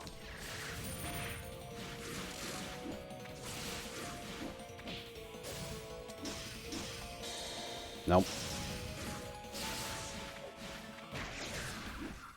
Nope. I really gotta stop doing that move. It's only helpful when you can get... God damn it.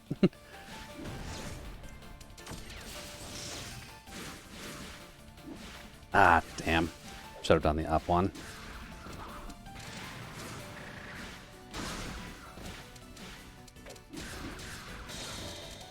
Gotta stop hitting down.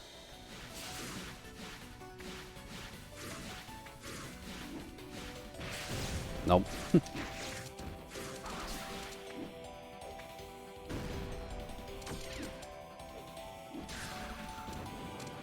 There.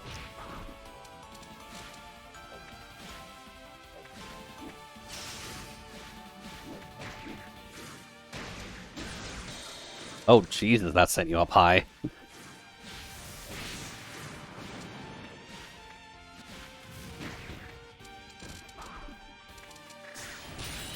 There we go. Always nice when the coins actually work.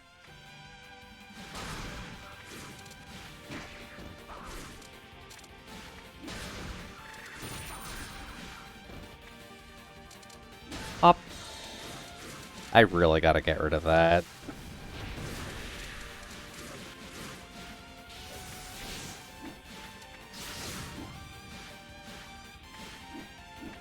Nope.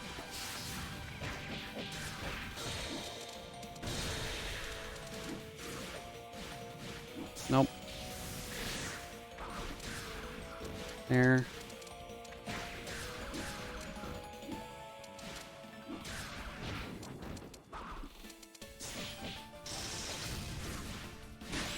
There we go.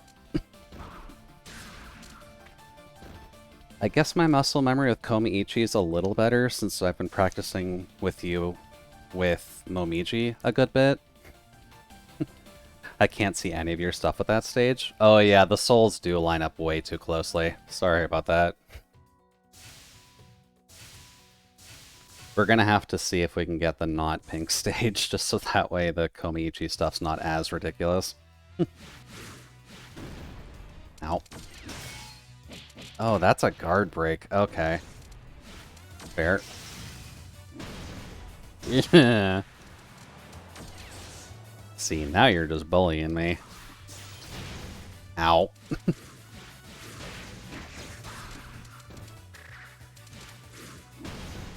That hits that high.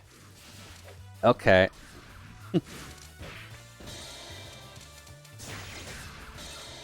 I really gotta stop doing that. You're able to punish that super easily, and I can't stop it.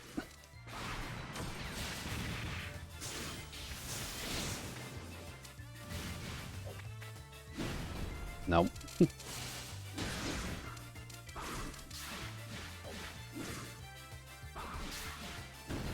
Nope.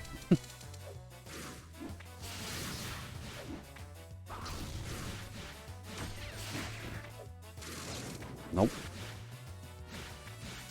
Let's see. What do I actually have available right now? Eesh. The sun definitely doesn't help me, because that's going to block a lot of your stuff.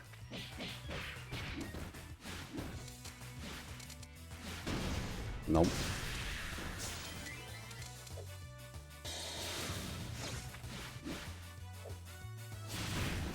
Nope. Guess I couldn't block that. Dude.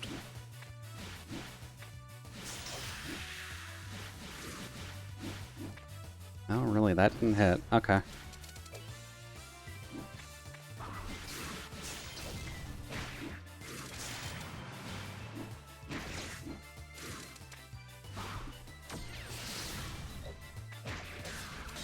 Damn it.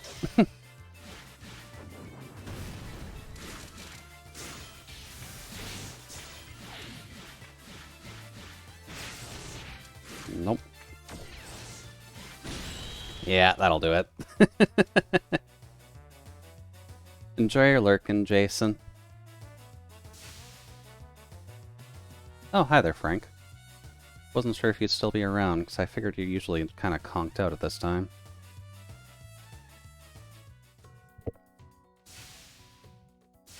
Let's just choose a slightly neutral color to be safe. Oh yeah, this'll work.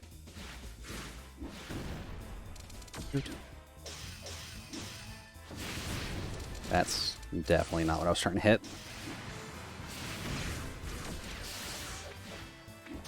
Up. Not conked out, just... whoops. Probably shouldn't pay this close of attention to chat. Especially when Moko can do 30% with a basic combo.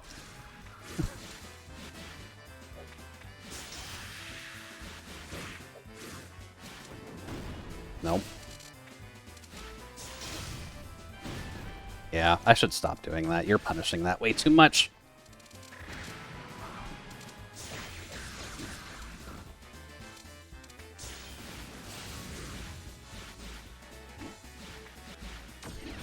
Ah.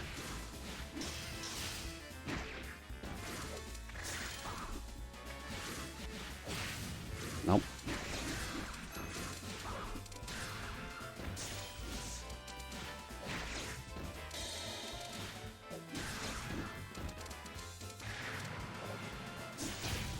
Nope. Oh, god damn it. I only needed to hit you once.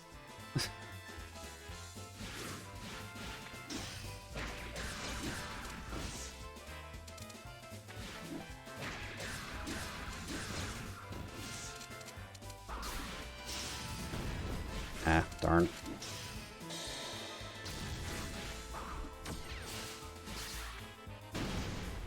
Hmm.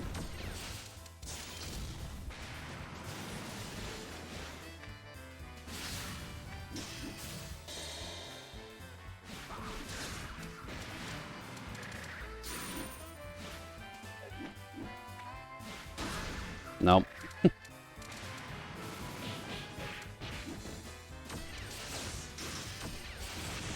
Nope. Why can I not block anything?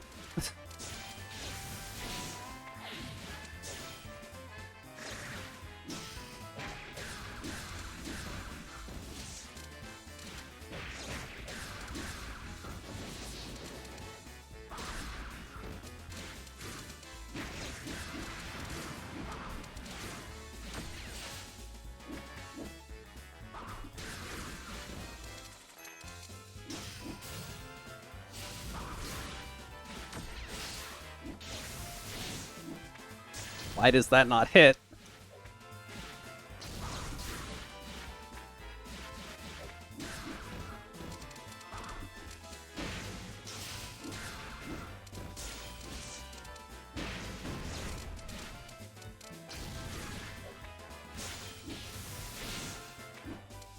Mm.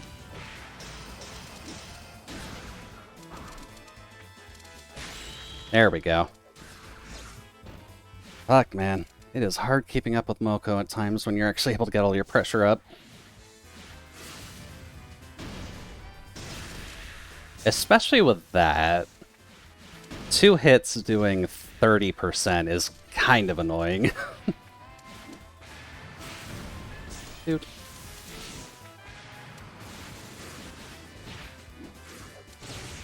Granted, if I could actually convert any of my stuff, that would also help, but... Dude.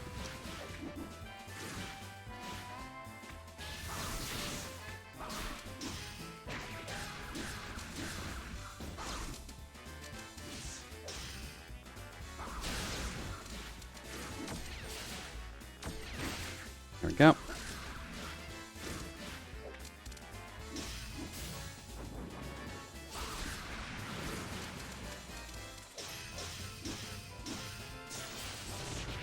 Okay, that didn't actually activate the card.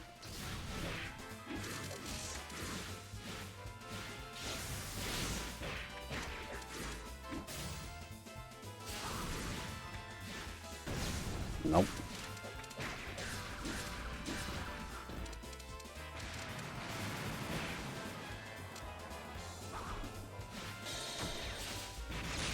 Oh, right. Well, tried.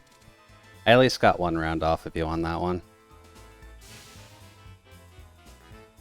Still need to work on my Komi-Ichi combos, though.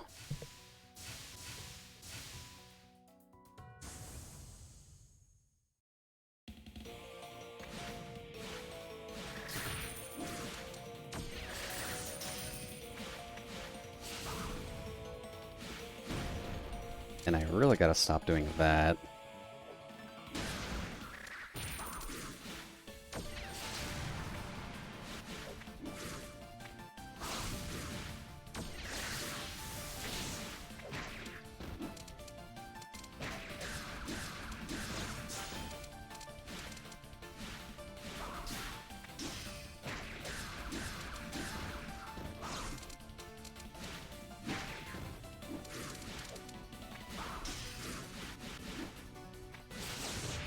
Oh.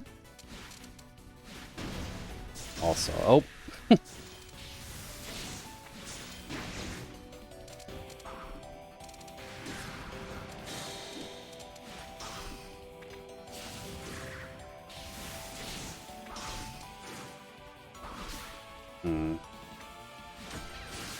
Jason trying to heckle.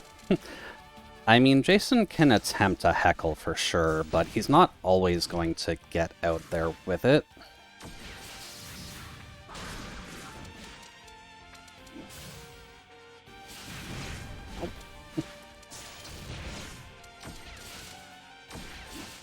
Oh.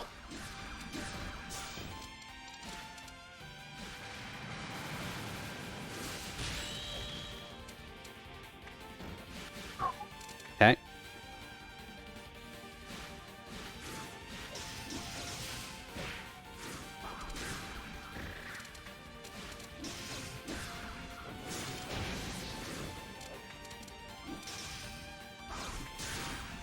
Here. How's the scoreboard looking? Currently right now, I think Omega has won a couple of the matches, and I've only won 1, so... Omega's definitely winning, which is normal.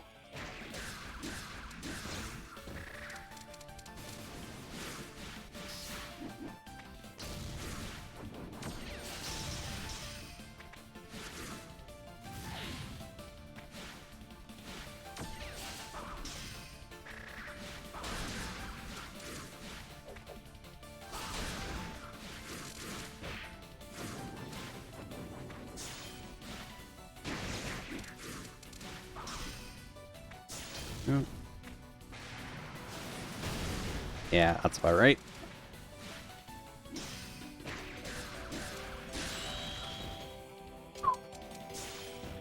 But as long as I play a little bit cautiously and aggressively when I need to, I can kind of get Moko down, but it's very much a push and tug.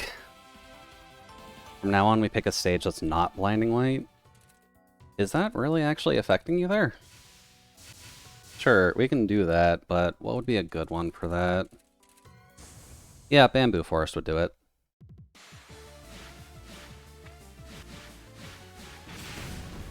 Shoot. Damn.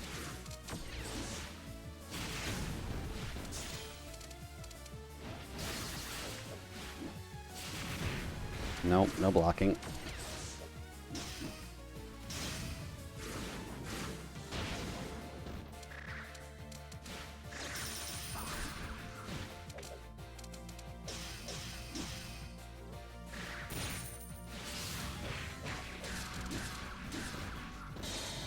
Nope. Oh geez, that actually goes farther than I thought. When someone calls you out, they think they can beat you.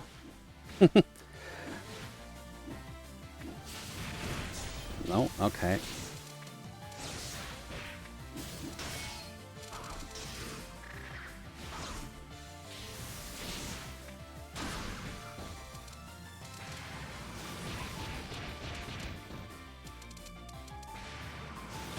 Yeah, okay, I figured I couldn't get away with that twice.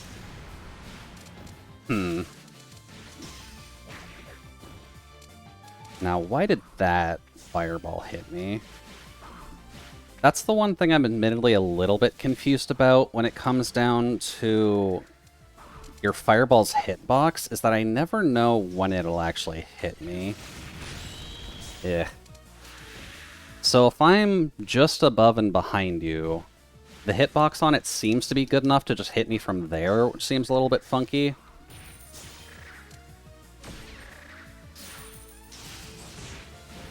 And the tail on that hits. Okay, noted.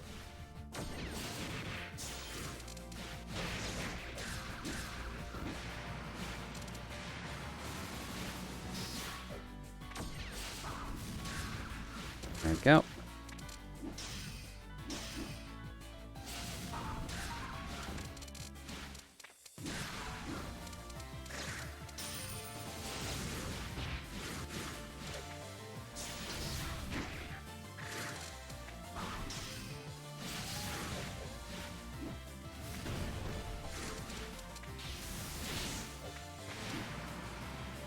Well,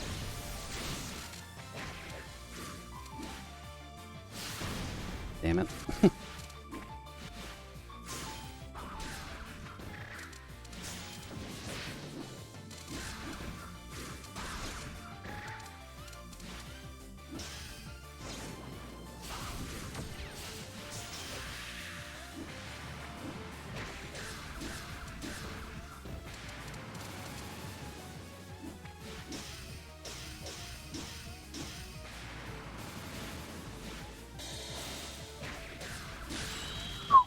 Okay. That works.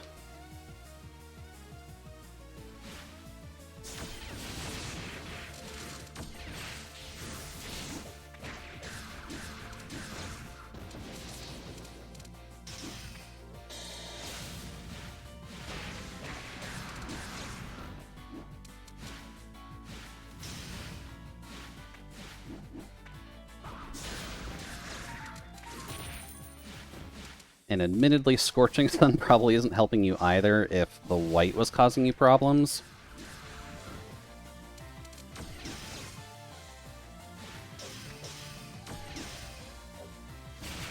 Nope.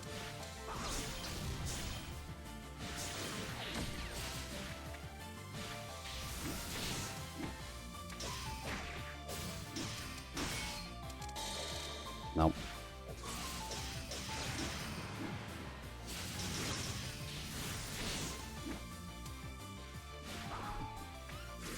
Oop.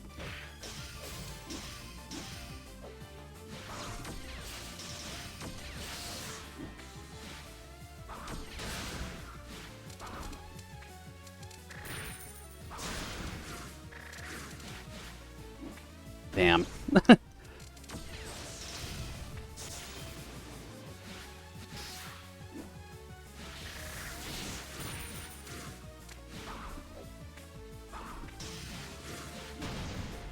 Yep.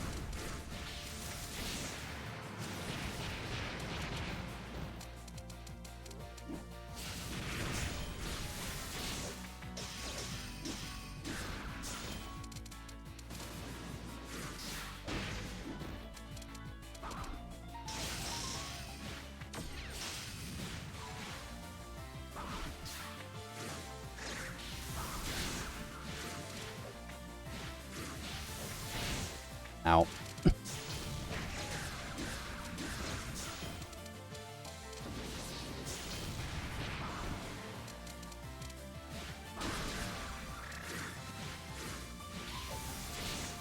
Hmm.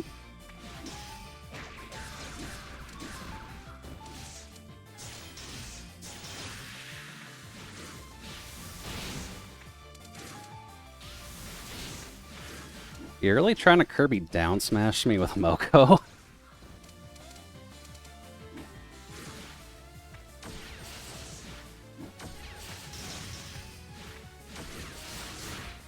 Oh.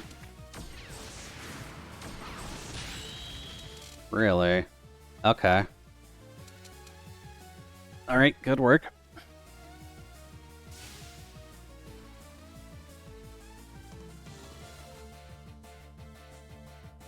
And 3 different monitors. Well, I always have a problem with fighting Omega, if only because I can't deal with Moko whenever she's just able to sit back and heal for the entire match. And I clearly don't have my combo game working yet for Komaichi, as much as I would like it to be.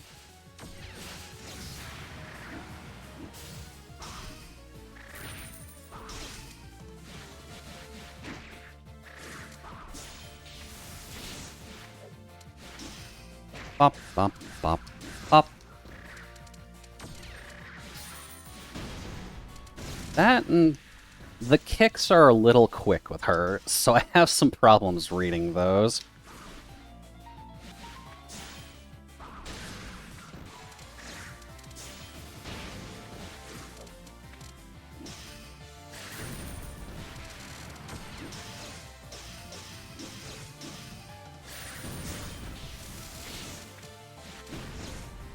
Nope.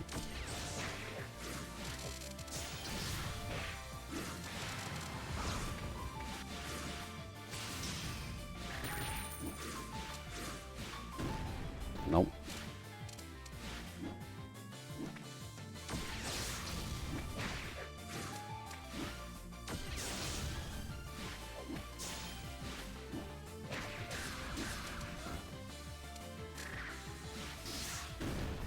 Nope.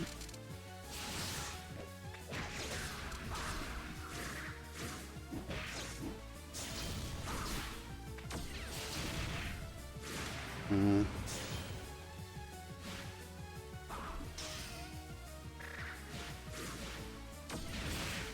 Nope. And I didn't hold that long enough, apparently.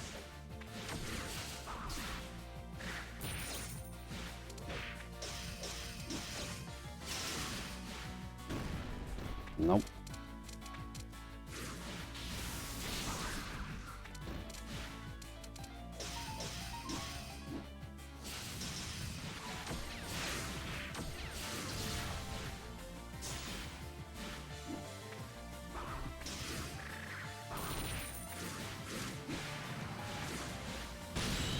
Ah, god damn it.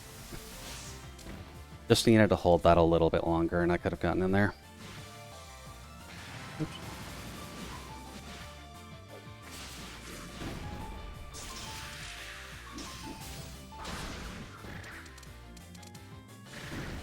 Nope.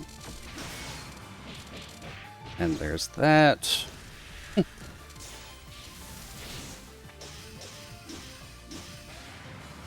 That should be blocked. Yep.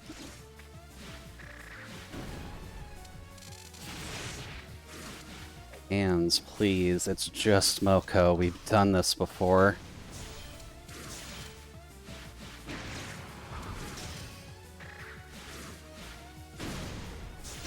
Yeah.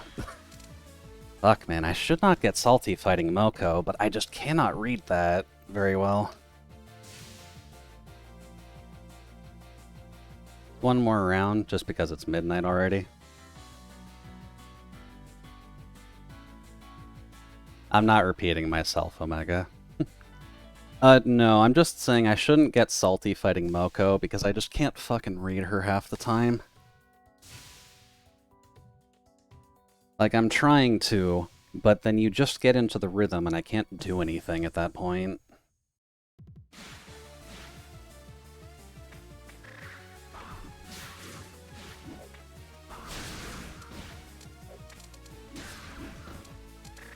But that very much just means I need to get my combos back, just so that way I can actually do something about anything.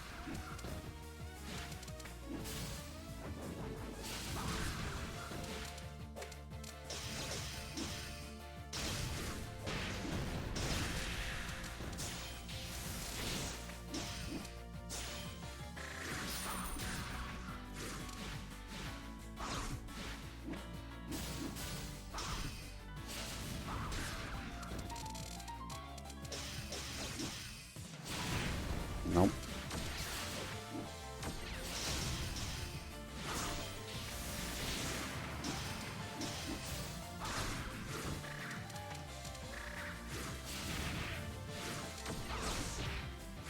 Hmm.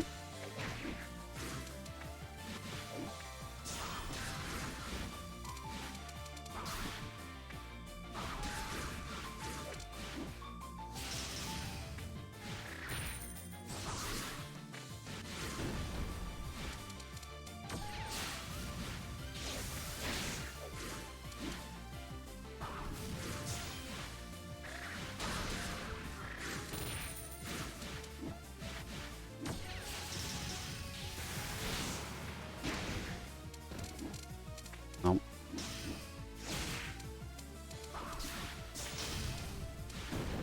Nope.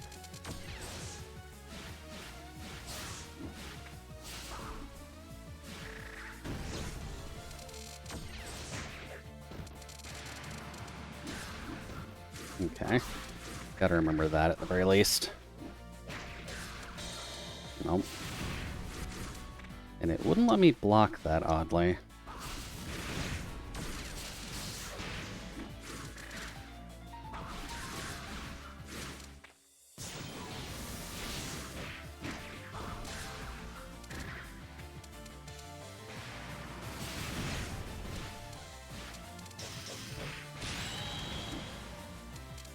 Okay. Why did I stop blocking there? Was that because of the Aurora?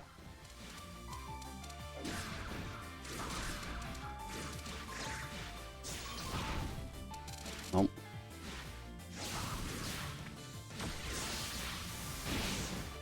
And now it's level 3, so it does damage, right?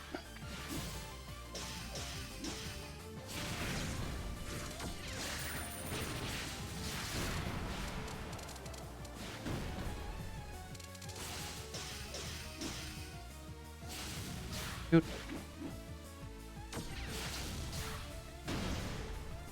And why can't I just hit you?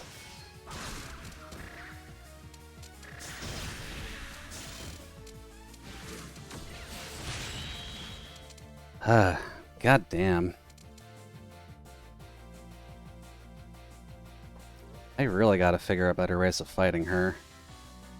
Because when I let you get on range, then there's really nothing I can do, with Komiichi at least. Because her souls don't travel fast enough. They kind of block your fireballs, but not all the time. The coins only do enough to stop you while you're charging, since they seem to count as physical objects, which I'm still not sure about. Want a hot tip while my pulse is going? Sure. Shoot me.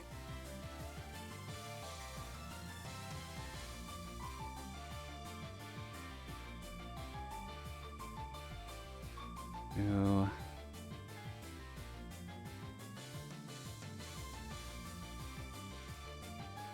I build that characters have to buffer up the point she's viable. Yeah, I kind of figured as much, just because you do spend a lot of the time hanging in the back while you're getting your cards.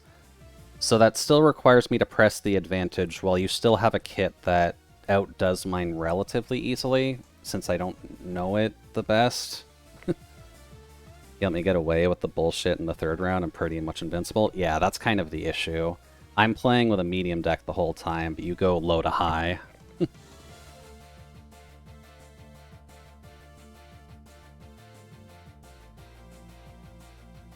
don't sit in my hand for more than a few seconds. Yeah, that's kind of the idea with your deck, because you're just kind of pumping those out. So I kind of just need to build a deck at this rate instead of just hoping in the base moveset. Just so that way I've got the widest variety of tools, that way I can deal with other characters than just making sure that my combos can go through. Because that's really the thing I'm hung up on at this rate. Now, I need to play other characters too. You seem to do relatively fine with Moko, but yeah, it never hurts to have more. Let's see. Gonna figure out why when I have streams open the game lags. That might be a GPU thing, but I feel like Soku should not be eating that much of your GPU.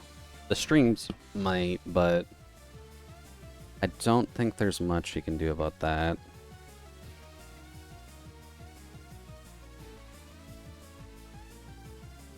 The GPU is a potato? Okay, if the GPU is a potato, then that's kind of what you need to worry about the most, then.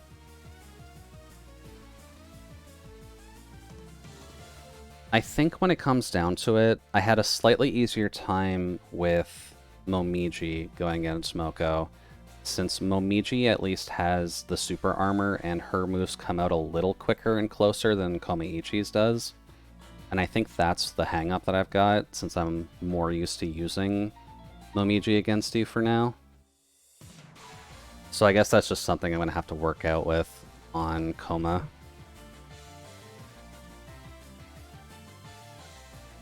Let's see, what is our count at? 9? Grade 1, grade 2. Spent an hour last night labbing some crap out against her. But that does kind of require you to go from PC to a very tired robot who likes fighting games but is not good at them. So your labbing experience may be a little bit different depending on your warranty. There we go. But that's about as much juice as I've got for now, just because my neck's hurting anyways. But do want to thank everyone for stopping by. Hopefully speaking, you've had a good evening. I'll be back next week with the usual schedule, so Minecraft, Labyrinth, Ragnarok, and art on Saturday still. So hopefully you can have a good rest of your weekend, and I'll talk with you later. But for now, bye-bye. 5, 4, 3, 2, 1.